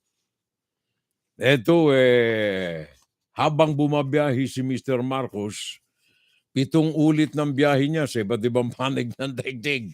Sa 7 buwan na kanyang panunungkulan, tinignan ko maigi kung itong mga biyahe ni Mr. Marcos ay nilalaan sa ikabubuti ng kabuhayan ng mga Pilipino, malaki ang maia-asenso eh. Lalo pat isama natin yung intelligence fund at confidential fund. Wag na sa iba't ibang ahensya, sa tanggapan na lamang ng presidente. Mantakin mo, ang utang ng Pilipinas ngayon ay 13 trillion. Sa katapusan ng 2022, December 31, ang utang ng Pilipinas, 13.1 trillion. Trillion. Yan ang utang. Ayon ito sa Bureau of Treasury, etong 13 trillion na ito ay marami nang nairagdag dito si Mr. BBM. Sabagat yung huling record ng Bureau of Treasury noong Marso, January, February, March, April, May. 2 buwan bago matapos ang termino ni Rodrigo Duterte, ang utang ng Pilipinas ay umabot lamang ng 12 trillion. 12 trillion. Sa madalit sabi, yung panahon ni Mr. Marcos plus 2 months of Mr. Duterte, nagdagdag tayo ng 1 trillion, 1.1 trillion ang nairagdag na utang sa kasalukuyang administrasyon ni Mr. Marcos. Matakan mo yan, saan napunta itong 1.3 trillion na ito? Domestic and international loans, 13.1 trillion. Pagkatapos nakita ko ito, pakinggan ninyo. Simula nung mawala ang martial law noong 1986, hanggang ngayon, that is almost 40 years, di ba? 1986 hanggang ngayon ay 38 years. 38 anyos na. Simula noon ay may mga surveys na naganap ang iba't ibang mga national and international organizations like Nielsen, for example, o kaya Social Weather Station dyan sa Pilipinas. For the last almost 40 years, ay may mga surveys tayong natanganan dito na may kaugnayan sa kalalagayan ng mga mamamayang Pilipino sa larangan ng ekonomiya. Matakay mo noong 1986, almost 40 years na ngayon, ang mga may hirap na mga Pilipinos ay 49%. Yan ay from after martial law. 49% na mga Pilipino ay naghihikahos. Yan ay yung below average. Hindi kasama yung average, below average economic status. Mga survey yan, 49%. 29% ay average. Meaning to say, hindi naman sila naghihirap, hindi naman sila mayaman. At least kumakain sila ng 3 beses maghapon. Ito'y sa nakalipas na 38 years ng buhay natin. Hindi nagbago. The same. On the level. 49% below average, meaning to say, mahihirap. And then 29% average lamang, nasa border. Nakakakain sila ng 3 ulit maghapon. I-combine mo itong dalawang ito, 78% ng mga mamamayang Pilipino average and poor. 78%. Sa madalit sabi, yung nalalabi na 22%, yun lamang ang may konting kakayahan na mabuhay ng maalwal for the last 38 years. Ngayon sa kasalukuyan, simula noong 2020 hanggang ngayon mga sandali ito, ano ang persentahe ng mga taong may hirap? Walang pagbabago. In fact, sa kasalukuyan, mas dumami pa ang mga below average. Dumami pa ang mga naghihirap. Below average, 72%. Ang karamihan dito mga magsasaka at saka mangingisda. The dying industry in a country surrounded by waters and arable lands. Mantakan mo yan. 72% mga magsasaka, mga mangingisda. Poorest of the poor. Diyan makikita ninyo ang refleksyon. Anong klaseng liderato ang mga nahahalal sa bansa? 72% poorest of the poor sa Pilipinas. Anong klaseng liderato? At least dito sa, ito'y sasabihin na naman itong mga, anong tawag dyan, mga partisan, sasabihin na naman na, ito'y dahilan sa ikaw ay yellow. Yellow ba ang tawag nila riyan? Gawa ng of all the presidents past up to Marcos, ang talagang umuswag lamang ang ekonomiya ng mga Pilipino panahon from 2010 to 2016, 2018 actually. 2010 to 2018. Ano ang panahon na ito? Panahon ni Noynoy Aquino. Yung tahimik ninyong presidente. Hanggang namatay, wala kayong narinig. Pero sa kabila nito, ang panahon lamang na umasenso ang Pilipinas sa pagbubukas ng private-public partnership, umuswag, umunlad ang kondisyong ekonomiya ng Pilipinas. Pumasok ang pinakang maraming foreign investor sa bansa sa panahon ni Benigno Aquino, Noynoy Aquino. Ayan baka sabihin na naman ninyo kasi ikaw dilawan-hiwala tayong kulay parekoy. Kulay brown ang ating balat. Kulay pula ang ating dugo. Yun ang ating pinangangalandakan. Sa bayan ko! Ano ito? Absuelto de Camote. Yung kaso ng anak ni Secretary Boying Rimulya. Ano ito? Patas na batas na naging patatas. Only in the Philippines. Sabi ni Parang Junior Dal. Ronnie Santos, good morning, Furel. Yaan ang ibinulgar ni Jun Luzada. Sabi ni Parang Junior Dal. Doon sa pinag-usapan natin, mga kapitbahay. Inside, Guro-Guro, Opinion, and Saturday Live. Well, ang ating last segment ng ating Fun Saturday Live kapitbahay. WFGS Broadcasting worldwide, day and night time. WFGS streaming online, music on the fly, ready online.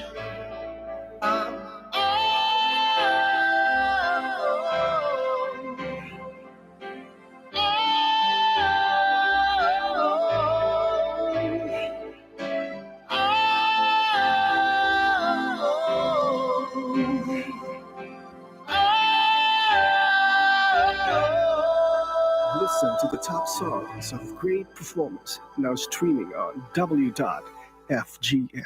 Pakiayos natin ang ating mga orasan. 11:01 po naman dito silangang bahagi ng Estados Unidos and 12:01 midnight dyan sa Pilipinas. Ang ating maring Mirna Guillermo nakaantabay sa atin. Hello, Mir. Happy New Year. Kumusta na lamang ang ating kapitbahay riyan, si parang Donald Trump? Kapitbahay ng aking kaibigan riyan, Mirna Guillermo. And then, etong si Mir ay naandyan siya sa Florida.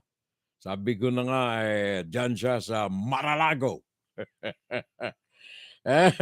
Diyan naman sa Las Vegas, Lusa Pin Micaballo.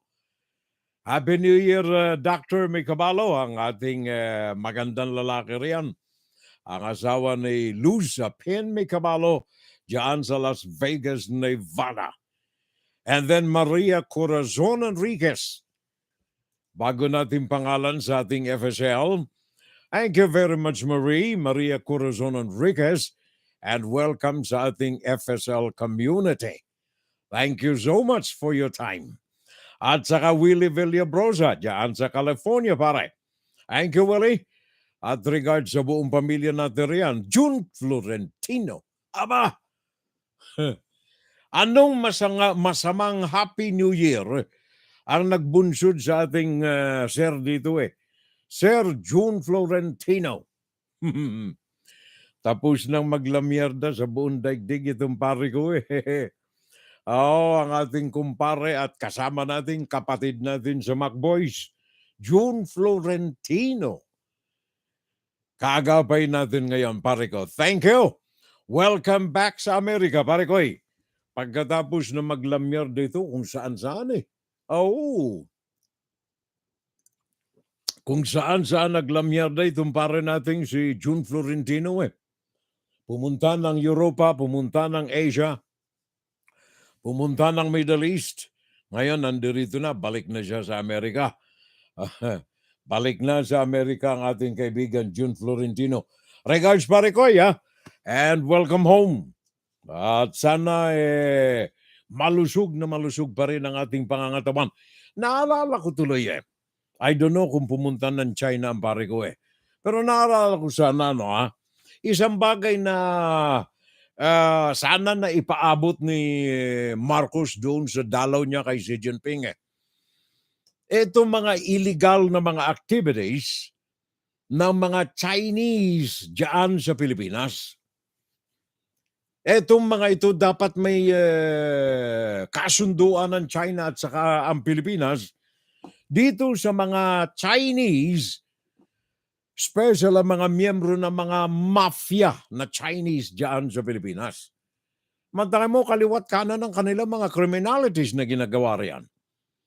Involvement ng mga empleyado at mga kawani at mga nagkukunwari na mga pogo employees, miyembro ng mga international Chinese mafia. Dapat ito'y napag-usapan riyan Mantakay mo sandamakmak na Ang criminalities, kidnapping, rape, slavery na ginagawa ng mga ito dyan sa Pilipinas at wala man lang. Wala tayong alam na nababanggit man lamang ang issue na ito between the leaders of the Philippines at saka ng Communist China. Ginagawa nilang tampakan ng mga kriminal ang Pilipinas na bibilang sa mga pagtatago sa pogo.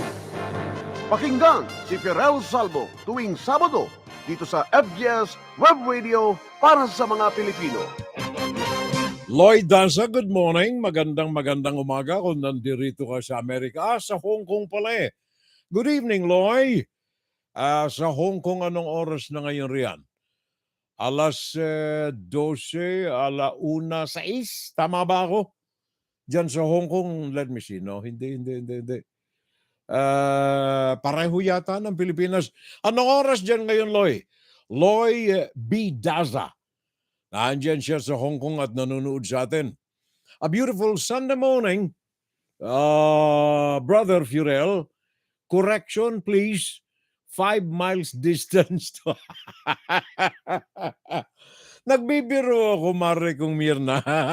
Pag sinasabi kong katapat mo ang bintana ni Donald Trump, nagbibiro lamang ako. 5 miles daw ang distansya ni Maring Mirna Guillermo sa bahay ni Donald Trump. Okay. Hey, Mir, maraming salamat. Same as Pinas ang oras sa Hong Kong. O nga naman, tinitingnan ko ini-imagine ko yung Pilipinas dito, yung Hong Kong dun sa taas Pero yung time zone pareho.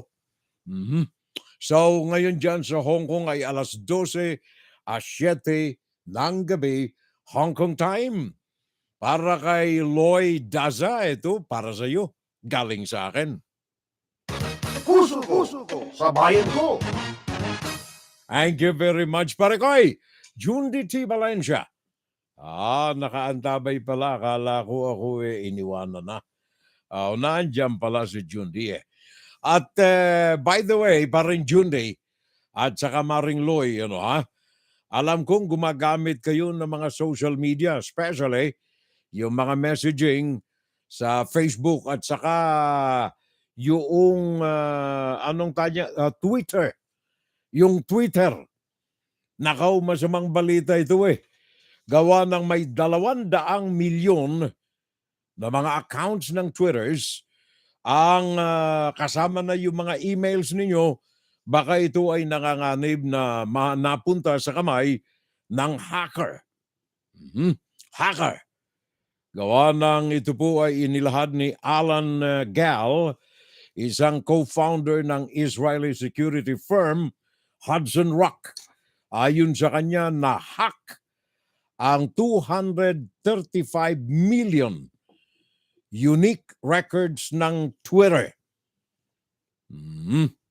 Pakinggan natin itong report na ito at nang malaman natin kung ano talaga ang mga nangyari sa hacking ng 235 million records ng Twitter. Baka kayo kasama riyan. Balita sa ibayong dagat, higit sa 200 milyong gumagamit ng Twitter ang ninakawan ng email address ng mga hackers at naipost pa ang mga ito sa isang online hacking forum. Batay ito sa isang security researcher at ayon kay Alan Gal, co-founder ng Israeli cybersecurity monitoring firm na Hudson Rock. Ang breach ay posibleng hahantong daw yan sa maraming insidente ng hacking na ang target daw ay phishing at doxing. Tinatawag din niya ito na isa sa most significant leaks. Wala namang inilabas na komento ang Twitter sa report na ito. Unang naipost ni Gal ang report sa social media nitong December 24 pero hindi tumugon sa mga katanungan tungkol sa breach. Hindi rin malinaw kung anong aksyon ang ginawa ng kumpanyang Twitter upang imbisigan o ayusin man lamang ang issue. Thank you. Maraming salamat, pare Koy. So yun ang ating pag-uulat tungkol dito sa hacking na naganap sa Twitter. Kaya siguro palitan kagad ninyo ang inyong mga password. Ako, ginawa ko na kagabi. Baka anong tawag dyan? Masakote pa yung mga records natin riyan. Ano ito? Gawa ng dapat na paraan ni Elon Musk ang nangyaring ito sa Twitter. Sabi ni parang Junditi Valencia. Hey, Mariko, maraming salamat. Thank you so much. Ang problema nito, kung yung mga records natin makarating kay Xi Jinping, yun ang malaking problema. Sa bagay, pag ang records ninyo tangan-tangan ng PLA, ng People's Liberation Army, walang makakaalam Gawa nang sila lamang nakakaalam ng mga records na ito. Mantakin mo ninyo yung mga nasasakuti ngayon ng Wuhan coronavirus, walang alam maging ang World Health Organization. Kaya maging ang World Health Organization, nagpaabot na sa China ng kanilang abiso na kung maaari ayusin yung records at maging makatotohanan sa reporting. Gawa ng sabi ng China the other day, ito'y kahapon lamang sa araw ng Friday, may nakita silang isang namatay. Isa. Ang sanhi ng kamatayan, Wuhan coronavirus. Pero sabi nitong Airfinity isa itong international organization na nagmumonitor ng mga iba't ibang mga census and surveys. Ayon sa kanila, may 9,000 mga Chino ang namamatay araw-araw. 9,000 Chinese ang namamatay araw-araw.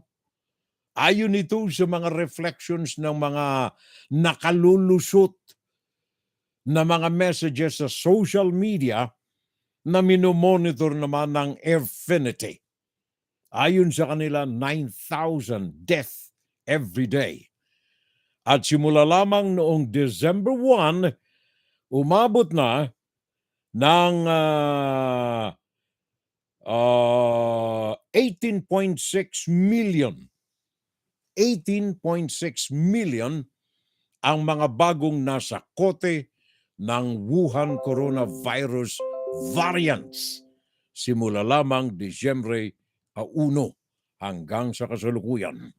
Merong report dito si Angeli Camiani, galing ito dito sa New York, at pakinggan natin ang detalye sa report na ito na may kaugnayan sa Airfinity, kaso ng Wuhan sa China. Well, we do know that we don't know the cases right now. That's actually the problem. So China has stopped reporting publicly the growth in cases. We do know that they've seen extremely high numbers the prior week. So baking that into the outlook, Airfinity has come out with a new estimation that they are now seeing 9,000 daily deaths rather than previously saying 5,000 was the estimate. So that just tells you the whole picture of what China is going through right now. So looking at that broad picture, increasing cases, pulling back on the zero COVID policy, not having that insight. So now we've seen, of course, the different countries that have now put in place rules, testing to see, what is coming over from China, just to be able to track it on our side, our being the rest of the world. Italy, saw half a plane full of cases the other day. So it really is a concerning picture. And we're seeing that, different countries are choosing whether or not to restrict certain airports, like in the case of Japan. Italy is pleading with its neighbors to also implement, new rules for testing. The UK has said it has no intention to right now. So it's really a mixed bag right now in the reaction to this growth of cases in China. And some countries are even, calculating what it would take to continue this testing, the cost of it. Over here in the US, we also are looking at how to continue to fight COVID and the dollars needed. You've heard all the public health officials plead with Congress to continue funding. In a recent note, based on the passing of the bipartisan funding bill, Health Secretary Javier Becerra said, quote, "As COVID-19 evolves, we must evolve with it, and without additional funding from Congress, we'll be limited in our ability to develop new vaccines and treatments, increase vaccine uptake, and send out another round of tests." So even for us at home, it's going to be a really interesting picture. Problem here, I would say, Angela. Thank you very much. Yan ang tinig ni Angeli Kimiani dito sa New York. Yan ang kanilang assessment sa mga nangyayari ngayon sa China. Kaugnay ng mga itinatago na tunay na records ng mga nasa sa kote ng Wuhan coronavirus at especially yung mga nangamamatay. Mantakay mo, ilan yun? Anong sabi natin dito? From January 13, no, mali, hindi January 13.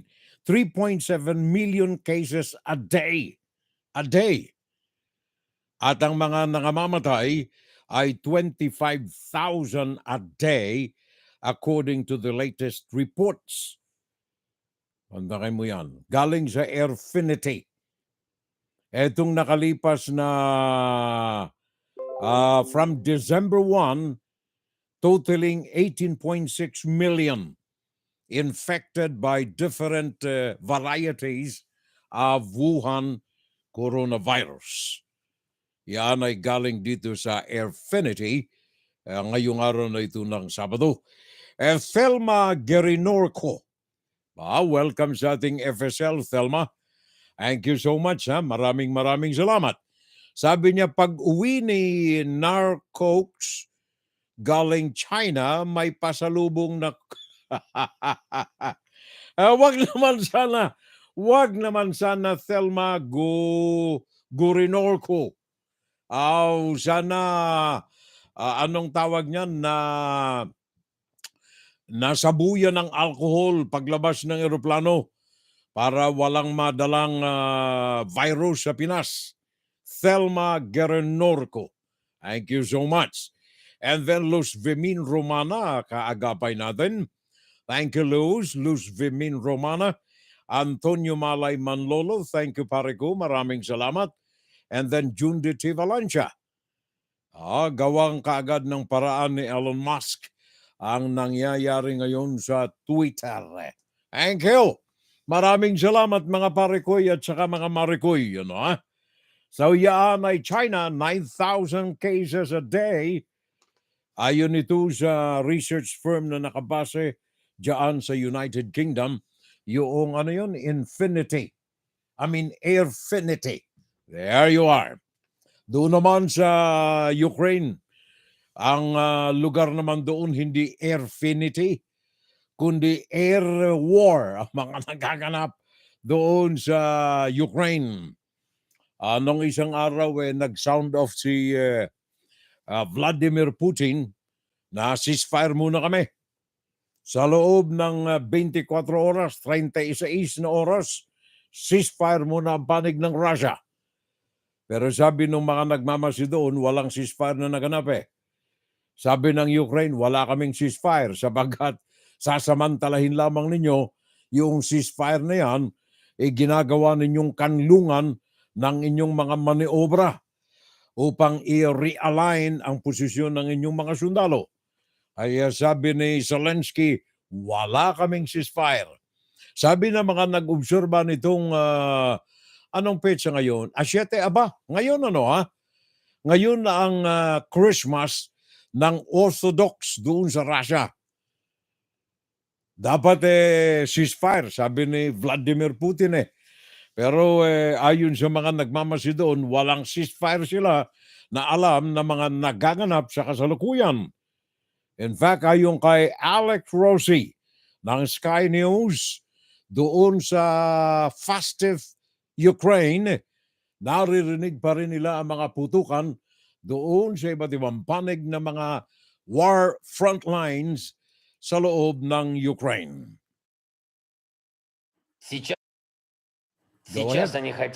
Now the Russians want to use Christmas as a cover to stop the advance of our guys in the Donbass for a while and to bring in equipment, ammunition and mobilize people closer to our positions. What will it result in? Just another increase in their losses. Well, certainly from Russia's position, they are saying that they will maintain a unilateral ceasefire. This was ordered by Vladimir Putin yesterday, telling his defense minister, Sergei Shoigu, to hand down the order to troops along the line of contact. But we are hearing reports that there is shelling going on along hundreds of miles of trenches where the fighting is taking place. There were also air raid sirens going off where we were. We were in Kyiv when it came into effect at 12 o'clock. So a few hours ago, we heard the air raid sirens. We didn't hear any sounds of explosions and none have been reported. But those air raid sirens, we understand, were sounding around the country. As you can imagine, there is profound suspicion here of Russia's motives.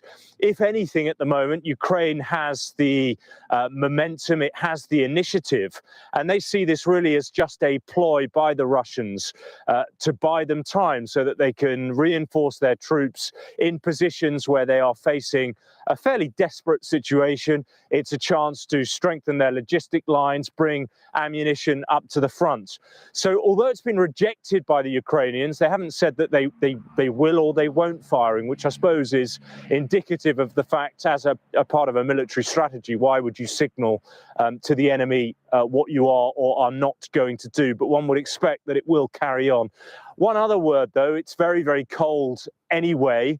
And because of the festivities, you would expect the tempo of the fighting perhaps to calm down in many places as a result of that. But certainly the Ukrainians profoundly suspicious and that they have rejected what Vladimir Putin has offered as this ceasefire, ostensibly for Orthodox Christmas. And they say the only truce that Russia is ever going to get is if it withdraws completely from Ukrainian territory.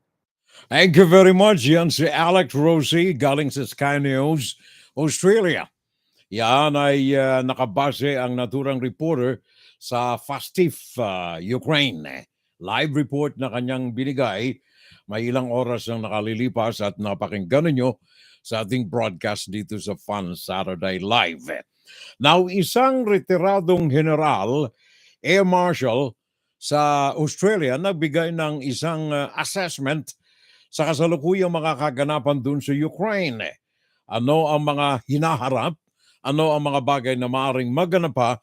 Ano ang kanyang mga pananaw sa kasalukuyang kaganapan sa pananalakay ng Russia doon sa loob ng Ukraine?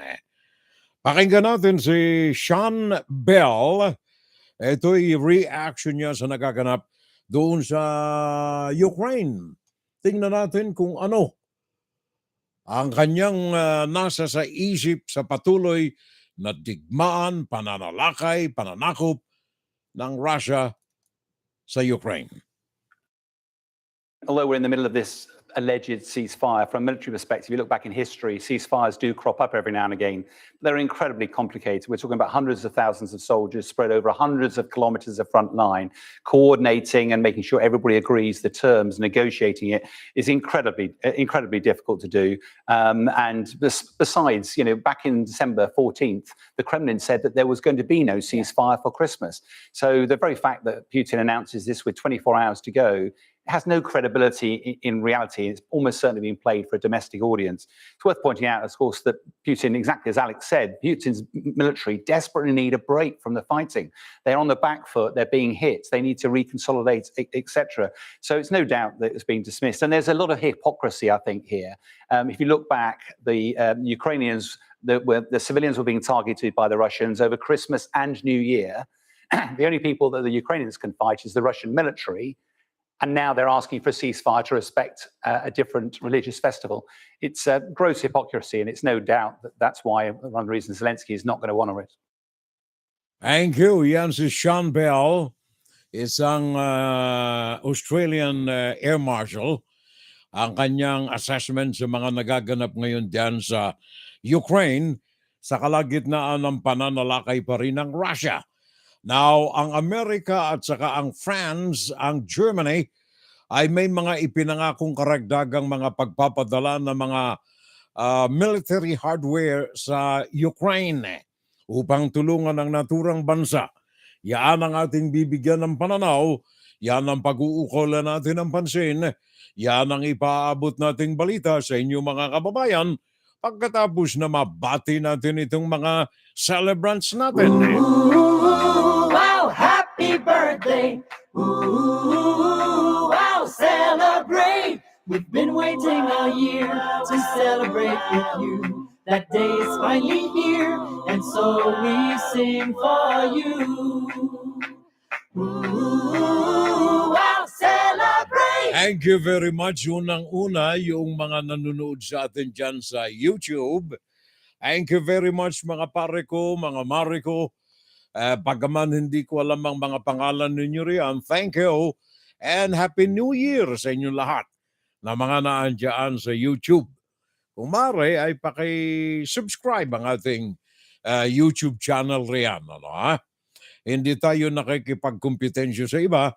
Ito ay bahagi ng hobby natin, pampalipas oras, pero ginagamit natin to a productive way.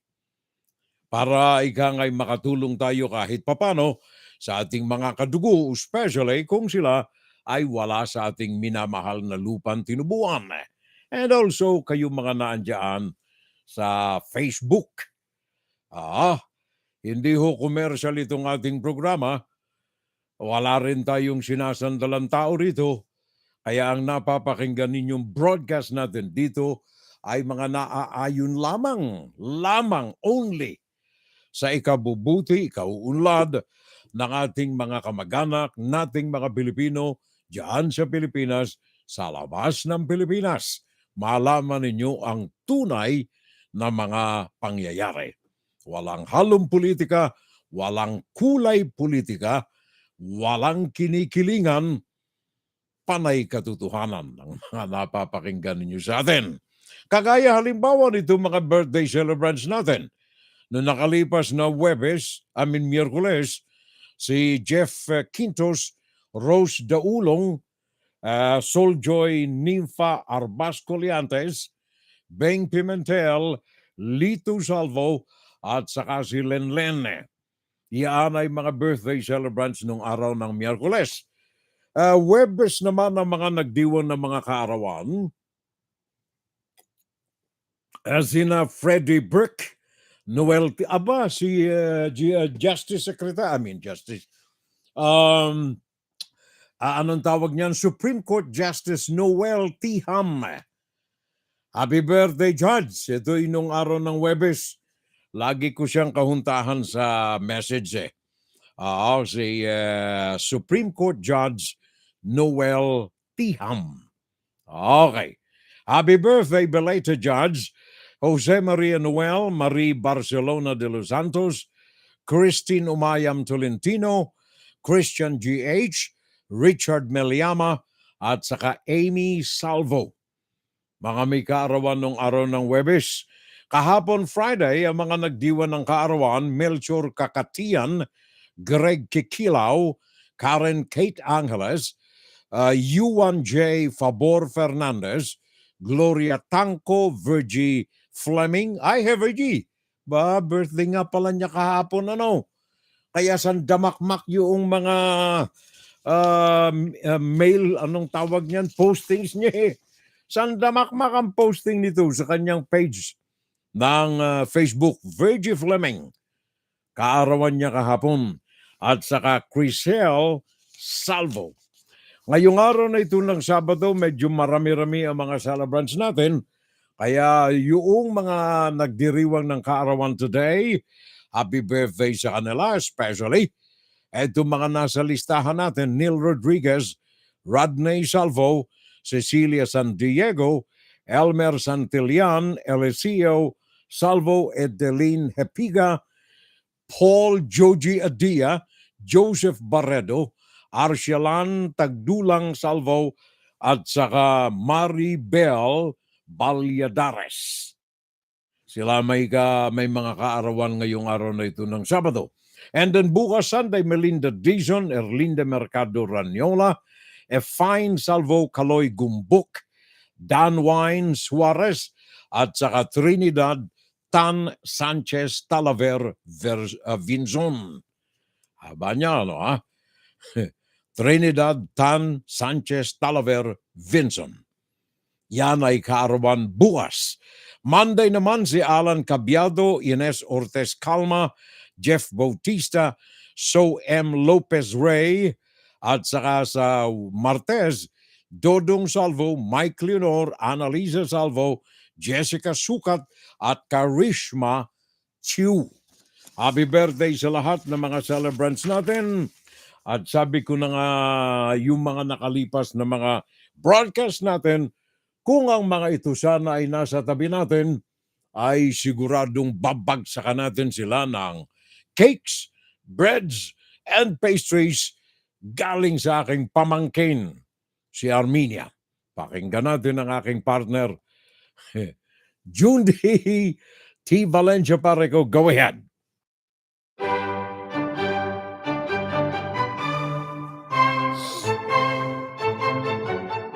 Sa mga residente at mga bumibisita sa Pampanga at Bulacan, kung may okasyon o wala man, kung ang hanap ninyo ay masasarap na breads, cakes, or pastries, tandaan ang pangalan, Armenia's Bake Shop. Armenia's. Sa Armenia's, makabibili kayo ng mga dekalidad na breads, cakes, or pastries. Sigurado, makukontento kayo sa mga breads, cakes, or pastries ng Armenia's kahit ikumpara pa ninyo sa iba. Subukan na ninyo. Tunay ninyong maiibigan. Bili na, order na, grab food na, now na. Armenia's Bake Shop. Bring home the best tasting breads, cakes, and pastries. Visit Armenia's Bake Shop on Facebook for details. Sabi nga pala ng aking pamangkin si Armenia, sabi niya, Tiyo, pakipaabot naman kay Mr. Jundi T. Valencia ang aming sa pusong thank you sa kanya.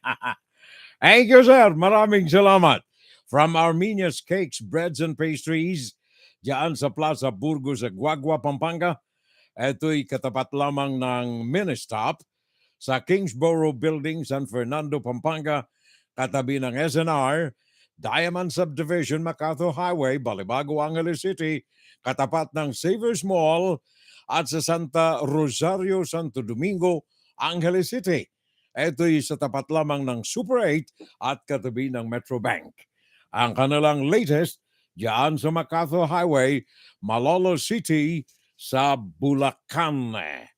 Armenia's Cakes, Breads, and Pastries. Padalhan kaya natin ng Armenia's Cakes, Bread, and Pastries yung mga sundalo natin doon sa Ukraine. Nagdiriwang sila ngayon, yung mga Orthodox Ukrainian and Russians, nagdiriwang sila ngayon ng Christmas. January 7 ang kanilang Orthodox Christmas. Pero marami sa mga Ukrainian ang doble ang selebrasyon noong December 25 at saka ngayon. Gawa ng influensya ng mga Western civilization sa Ukraine. Pero yung Amerika at saka France at saka Germany, ang mga ito ay nagpadala ng kanilang Christmas gifts kay Zelensky. At ito ay sa magitan ng mga karagdagang mga armas, mga makabagong kagamitang pandigma na ipinadadala o ipadadala na ng Germany, ng France, ng Amerika doon sa Ukraine. Malaking-malaki ang pasasalamat ng pamunuan ng Ukraine, si Zelensky. At pakinggan natin ang report na ito galing sa DW News sa Berlin, Germany. Pakinggan natin ang kanilang report sa additional support sa Germany and the Ukraine. United States say they are now prepared to send armored vehicles to Ukraine. After speaking by phone, the two countries' leaders announced that Ukraine would receive German-made Marder and US-built Bradley fighting vehicles. The decision follows a French move to equip Ukraine with similar hardware. This is the AMX-10 RC. It's a French light battle tank that's highly mobile and fitted with a powerful gun. Now, to Ukraine's delight, France is donating some of these armored combat vehicles to Kiev. France brings a new level of European defense support to Ukraine, and I thank President Macron for this leadership. We'll get more armored vehicles, including French-made wheeled tanks, which sends a clear signal to all our other partners. There is no rational reason why Western-style tanks have not yet been supplied to Ukraine. It's important in order to restore security for all Ukrainians and peace for all Europeans. Joe Biden has now said the US will send Bradley fighting vehicles to help Kiev. They've been used by the US military to carry troops around the battlefields since the mid-1980s. Military experts say the Bradley would give Ukraine more firepower and strengthen its ability in trench warfare. But Biden's move falls short of sending in heavy tanks, like the Abram, which is what Kiev really wants. Berlin was reluctant to agree to donate Marders, which are armored personnel carriers. But the Scholz government gave way to increasing pressure to change its mind. And as the devastation in Ukraine mounts, the pressure on all Kiev's allies will only increase. Yan ang report galing sa DW News dyan sa Berlin sa Germany. At yan ay may kaugnayan sa mga bagong mga kagamitan na ipadadala ng Germany, yung tinabanggit kasama riyan ang France at saka ang Estados Unidos. Nathaniel Berdin, nanonood sa atin ngayon. Welcome sa ating FSL community, Nathaniel Berdin. Thank you. Salamat. And of course, si parang Junjun May Nakabado. Hanggang sa kasalukuyan, nakaantabay pa rin sa atin riyan. Armenia. Doon nagpunta at nag-reside si Don Pedro, si Don Diego, at saka si Don Juan for a while mula sa Ibong Adarna. Akala ko kung sino itong mga milyonaryo Don Pedro, Don Diego, at saka Don Juan. Sabi ni Junjun May Nakabado, BBM ay walang kwenta. Lakwatsyera. Hindi seryoso sa kanyang natugunan ang problema ng Pilipinas. Sindikato ni Gloria, ni Digongyo at saka ni Marcos. Galit na naman ang pare ko. Junjun May Nakabado. Sabi niya yun Armenia in Ukrainian language is Verminia. Ari ko Nice mo kong isa, Magaling ka pa rin, June. June de Valencia. By the way, bro, merong umuusok na balita mula sa mga bubwit dito sa amin. advising people to stock up as destabilization is brewing. Well, we will know if it is true when it happens. Abangan na lamang ang susunod na kabanata. May nakarating na sa akin yan, pare ko eh. Hindi ko lamang sinasabi, gawa na ginagawan ko ng mga double, triple, quadruple checking eh. Kapag ako'y nakakarinig kasi ako'y pinaabutan, anything na bago sa aking pandinig, ang aking ginagawa ay unang-una, tinitingnan ko muna yung internet. As many pages as possible at saka yung mga sources ko rito ay yung mga ilang agencies na medyo may mga kaalyado tayo. Hindi lamang sa Philippine government, kundi sa iba't ibang sangay na abuti ng ating ikangay pakikipagkaibigan. And then of course, naandyan ang aking mga kapatid sa hanabuhay dyan sa Pilipinas. By the way, naalala ko tuloy, paring Gani Oro, kung ikaw ay mapadaan dito sa aking programa today, tinatawagan kita the other night Gani Oro, ang ating kapatid sa hanabuhay riyan, na nagtangka na maging public servant dyan sa Caloocan, I think. Parang Gani Oro, meron sa aking nag-o-offer ng kaibigan na letrato mo ang nandoon eh. I was trying to double check kung ikaw ito, gawa ng magkaibigan na tayo eh. Sa Facebook. The other day may bigla na lamang sumulpot. Buti yung isa, hindi ikaw Gani Oro pare ko. Yung isa, yung lingwahe niya nakita ko kaagad na anong tawag niyan, spammer, magnanakaw. Mantakay mo, ginamit yung pangalan ng aking kaibigan. Pagkatapos, Tagalog, ginamit yung pangalan ng aking kaibigan. Tapos sabi niya, Hi Fiorello.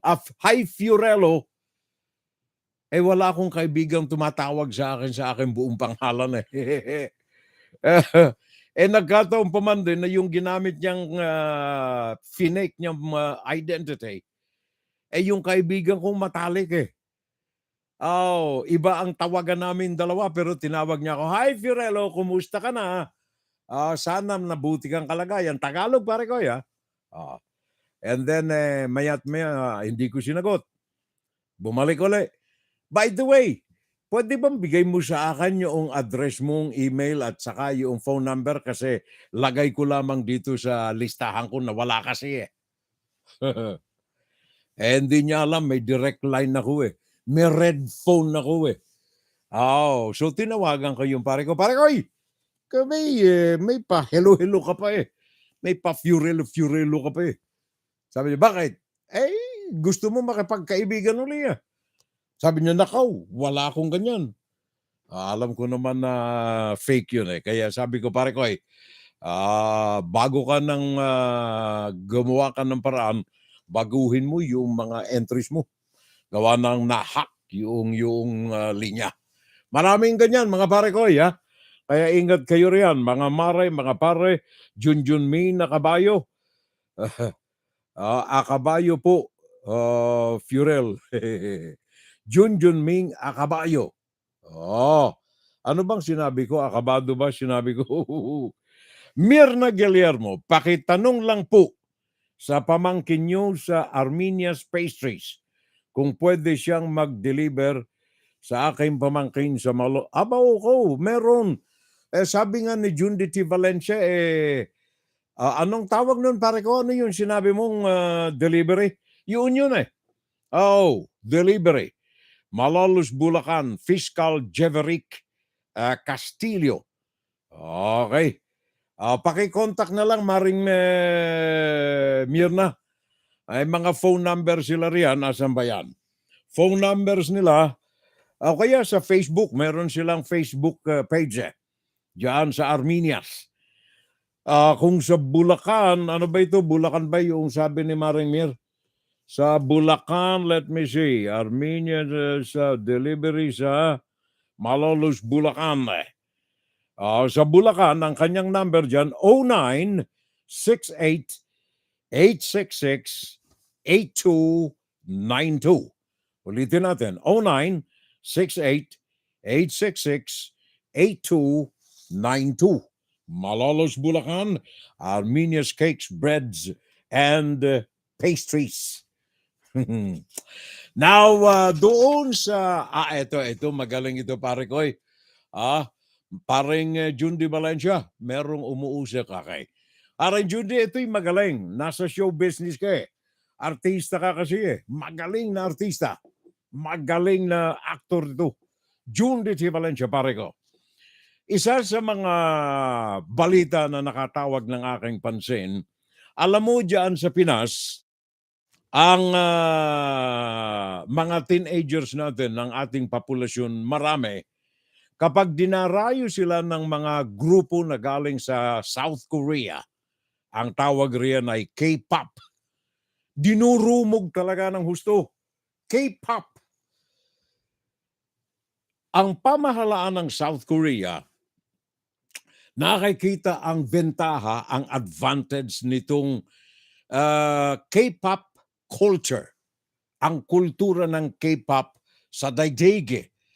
Sa magitan nito ay nagiging malawak ang pagkakakilala sa kabutihan ng South Korea.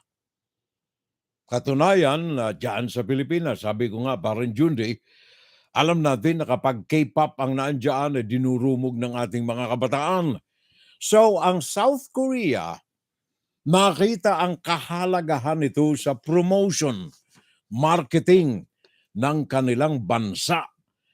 Kaya, ang kanilang pamahalaan naglaan ang Ministry of Culture ng South Korea. Naglaan ng 5.3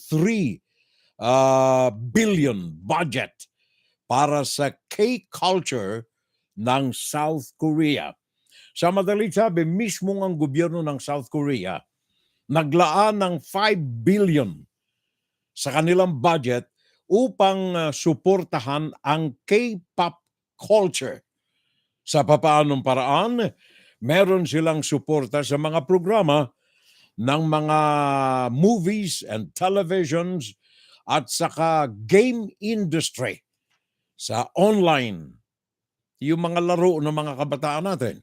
Mismo ang gobyerno ng South Korea ang ngayon ay sumusuporta na dito.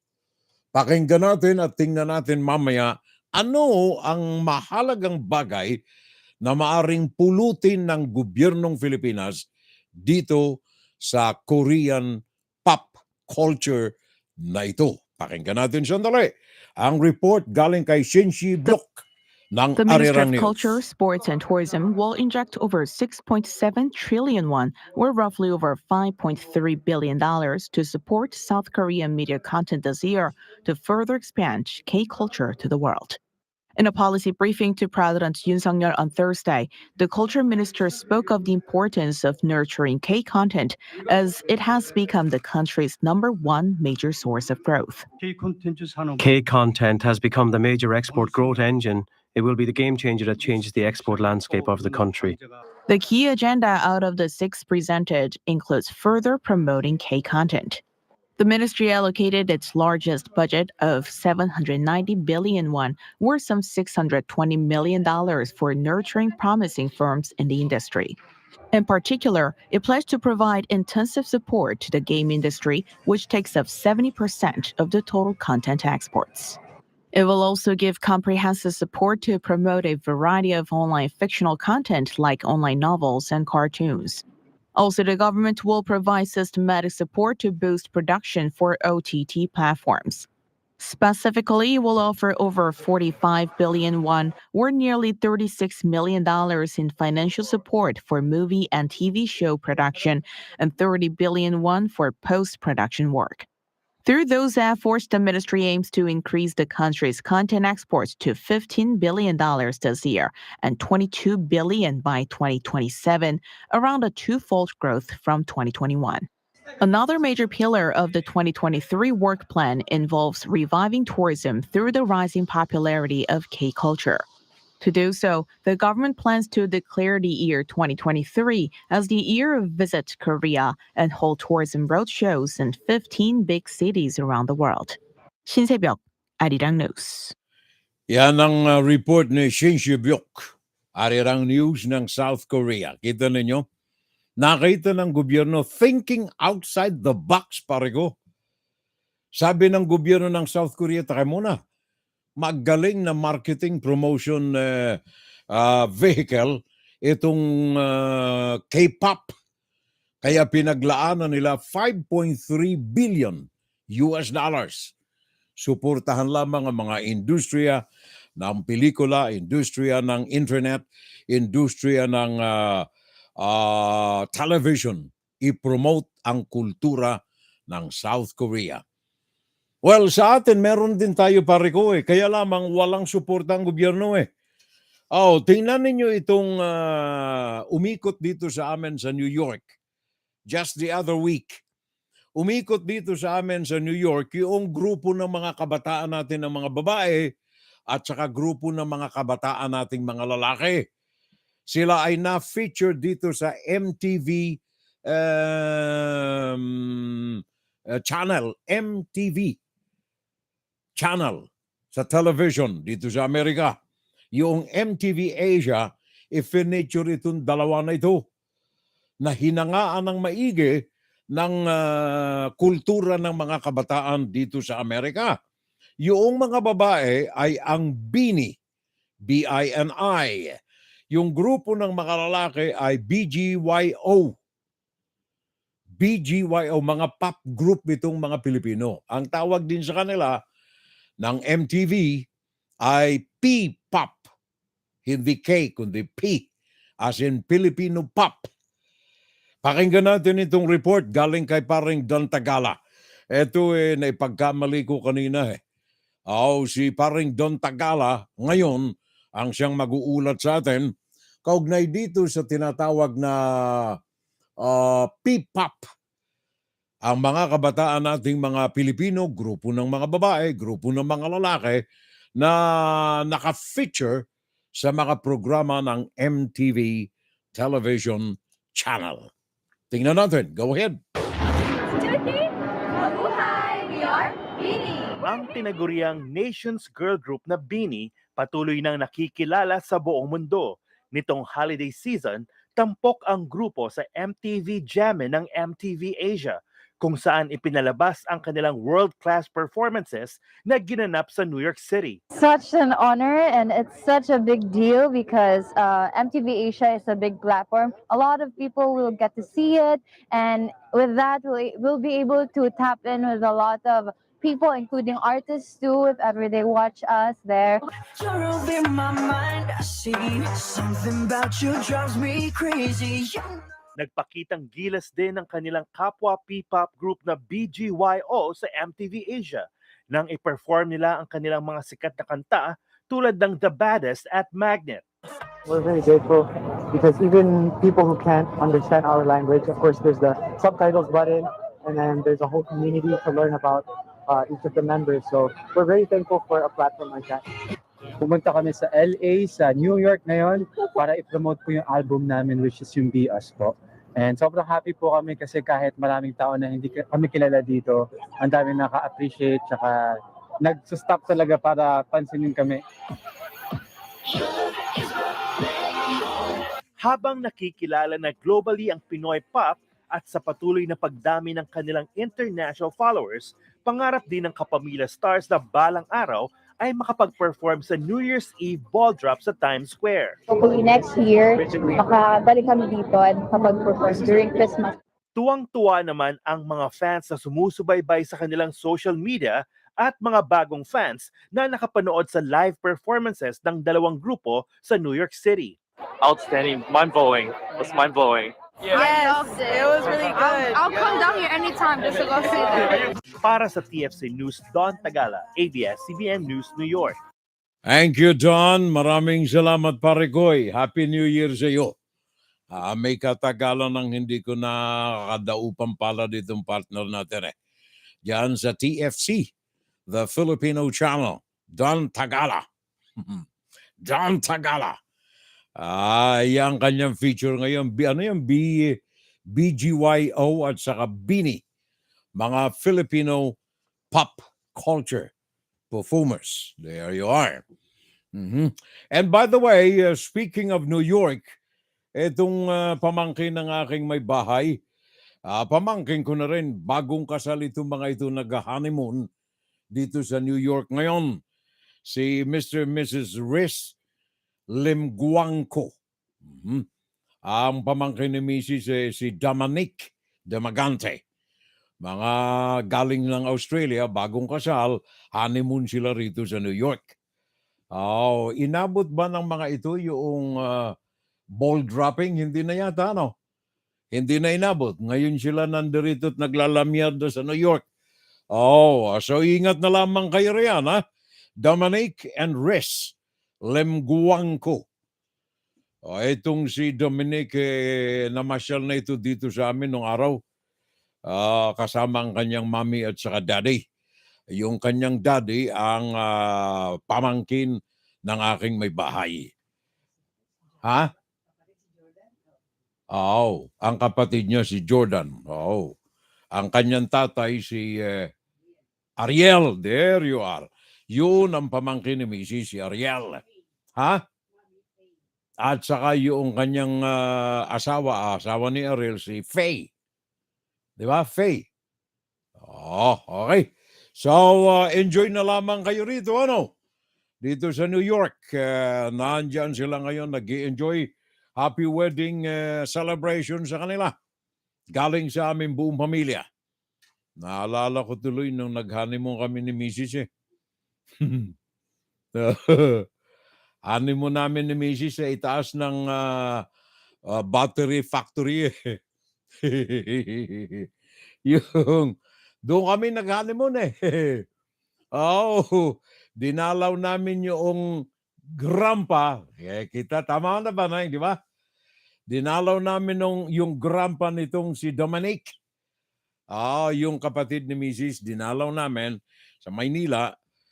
Doon kami tumira sa kanilang apartment sa ibabaw ng ano nga yung battery factory na yun? LC. LC Factory, battery. Diyan sa Abad Santos. There you are.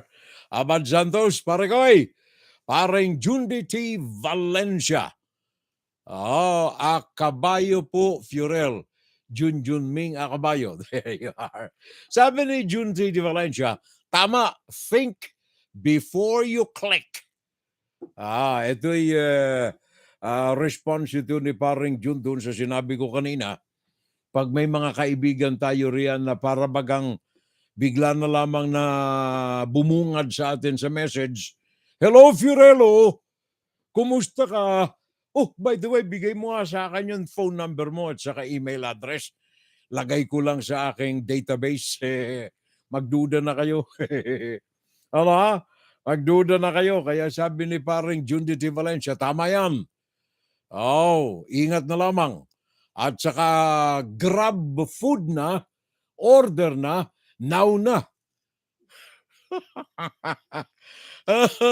Sabi kasi ni Mirna Guillermo kung pwede daw na, anong tawag niyan, yung address, kung nagdi-deliver daw sabi ni paring Jundi T. Valencia, grab na, order na, now na.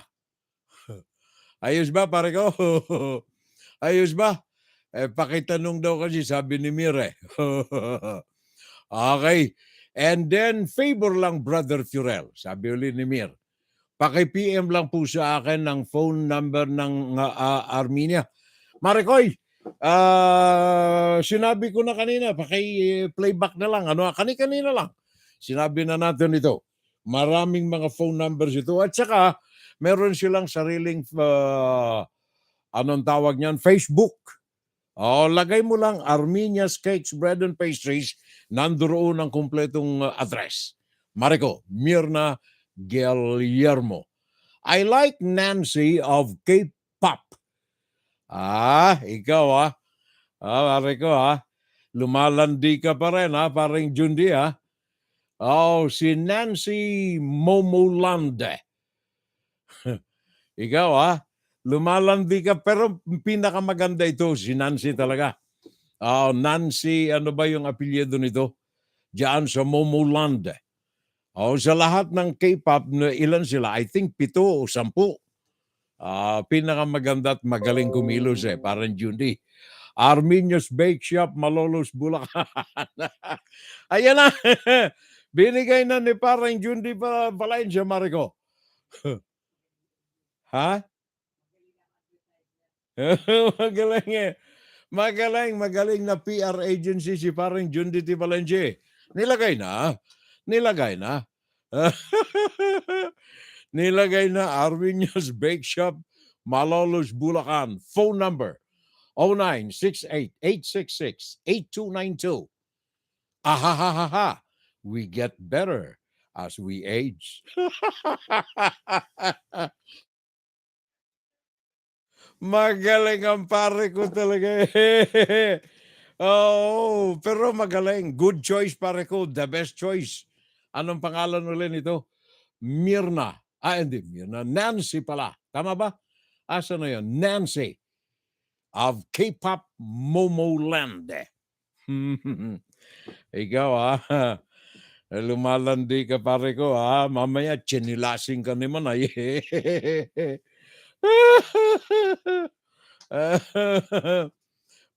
wag kang gumaya kay Joe Biden pare ko Si Joe Biden huli kong magising Ngayon unti-unti nang nagigising si Joe Biden ng problema namin dito sa aming borderline between Mexico at saka ng Amerika.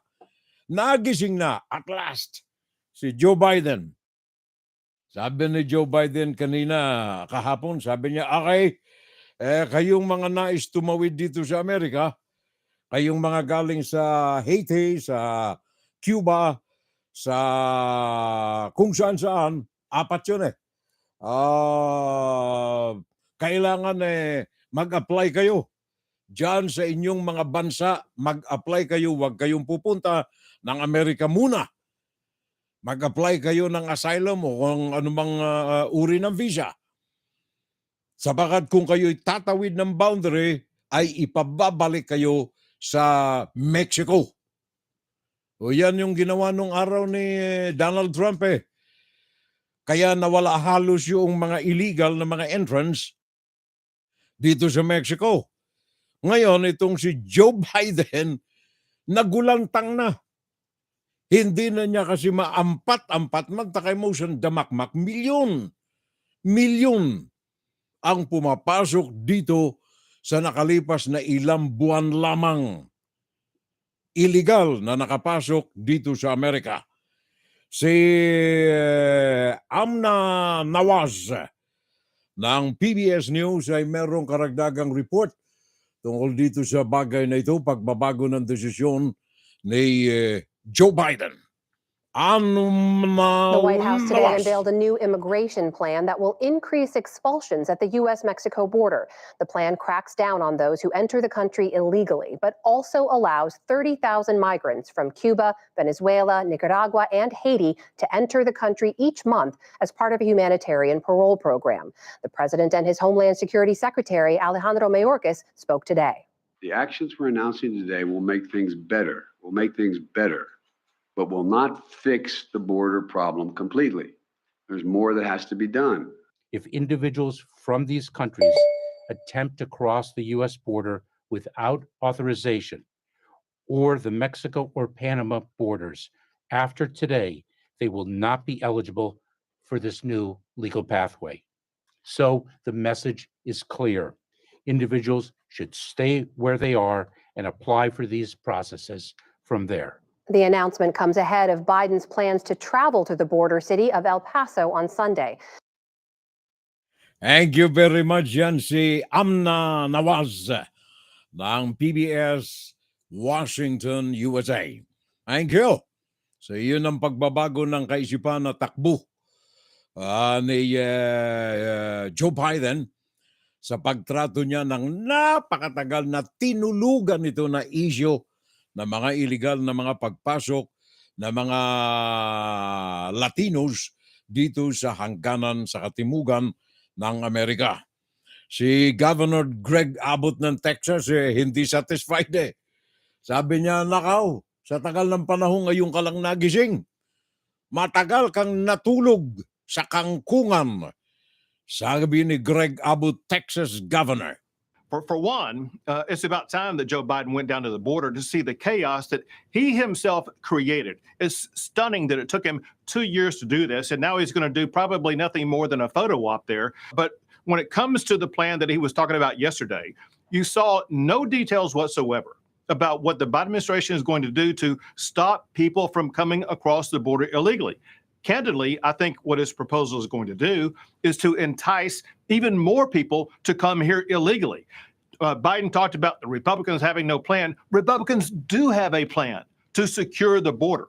Biden has no plan to secure the border. Americans are angry and frustrated. It's time for Biden to lay out details about how he will stop illegal immigration coming across our border. Under the Trump administration, we had the lowest border crossings in decades. It took only a year under the Biden administration to have the most illegal border crossings ever. And what Biden is laying out right now is not going to reduce that. What Trump did was 4 very simple things. Title 42, the Remain in Mexico policy, and catch and release, which Biden has not done, and then building the border wall, which Biden is not doing. Very importantly, I got to emphasize, what Joe Biden is doing, he's violating existing federal law through his catch and release program. He's not enforcing laws that require them to detain people who've come across the border illegally, and he's just letting them loose. And that is promoting and enticing more people to come to our country illegally. Thank you, Mr. Greg Abbott, ng Governor ng Texas. Yan ang kanyang tugon sa huli na hakbang ni Joe Biden sa problema namin dito sa hangganan sa katimugan ng Estados Unidos. Kaya ikaw pare ko, baka machinelas ka riyan. Chinelasin ka riyan, pare ko, Junity Valencia ng iyong may bahay. Ano yun? Nancy. Nakita mo ba yung apelyado pare ko nung Nancy? Momoland dancer yun, di ba? Nancy ang first name eh. Hindi ko matandaan yung kanyang last name eh. Alam ko, natatandaan mo yan pare ko eh. Junity Valencia. Magaling yung ganun-ganun. Magaling, pero isa sa mga pinakampapular, kung hindi man pinakang popular na Momo dancer diyan sa South Korea. Magaling eh. Magaling. Ala na tayong oras eh. Ala na tayong oras mga kapitbahay. Sa nakalipas na 3 hours, sana'y nakapaghatid kami sa inyo ng mga kaalaman, mga impormasyon, latest news for the week, at saka ilang mga views on the news. Mga kuro-kuro, mga palapalagay, opinion, base sa mga bagay na totoo, base sa mga prueba, base sa mga facts. Fun Saturday Live, tuwing araw ng Sabado bayan ko, may 1,000 milya man ang layo natin sa lupang tinubuan ng ating pagmamahal, ang ating pagkalinga ay hindi nawawala. Until next time, maraming salamat sa lahat ng mga kadugo natin, saan man tayo nandoon, sa bahagi ng daigdig. Good morning, good noon, good afternoon, and good evening everyone. Maraming salamat, magandang umaga, magandang tanghali, magandang hapon, magandang gabi. Good morning, good noon, and good afternoon, and good evening sa mga devoto ng Black Nazarene. Pagpalain nawa tayo ng pong may kapal. Biyayaan nawa tayo ng kanyang pagmamahal at pagkalinga. Huwag nating kaligtaan magsimba bukas Sunday mga kapitbahay. Sa lahat sa inyo, thank you. Thank you, paring Jundi. Thank you, Brother Furel. Mabuhay ka. Mabuhay FSL, standing by. sa audio ni Manay. There you are. Ano to? Nancy Jewel McDoney. There you are. Paalam na muna kami. Furel Salvo ito mga kapitbahay. 58 years sa Abril 27, 59 years na tayo na naglilingkod sa mga kababayan nating mga Pilipino. Paalam muna. Bye-bye. I love you all. Don't forget. I love you, family. I love you, Neng.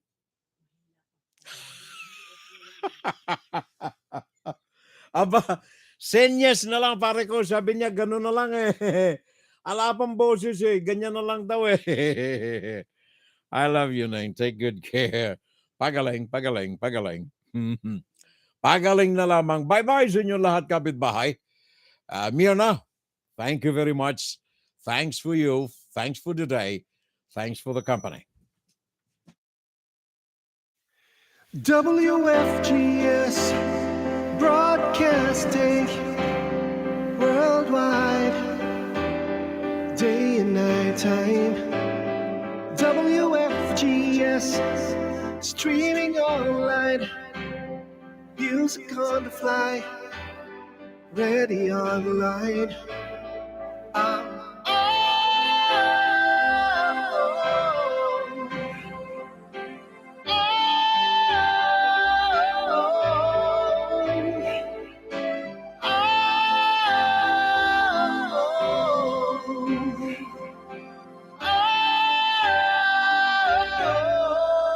Listen to the top songs of great performers now streaming on W.FGS.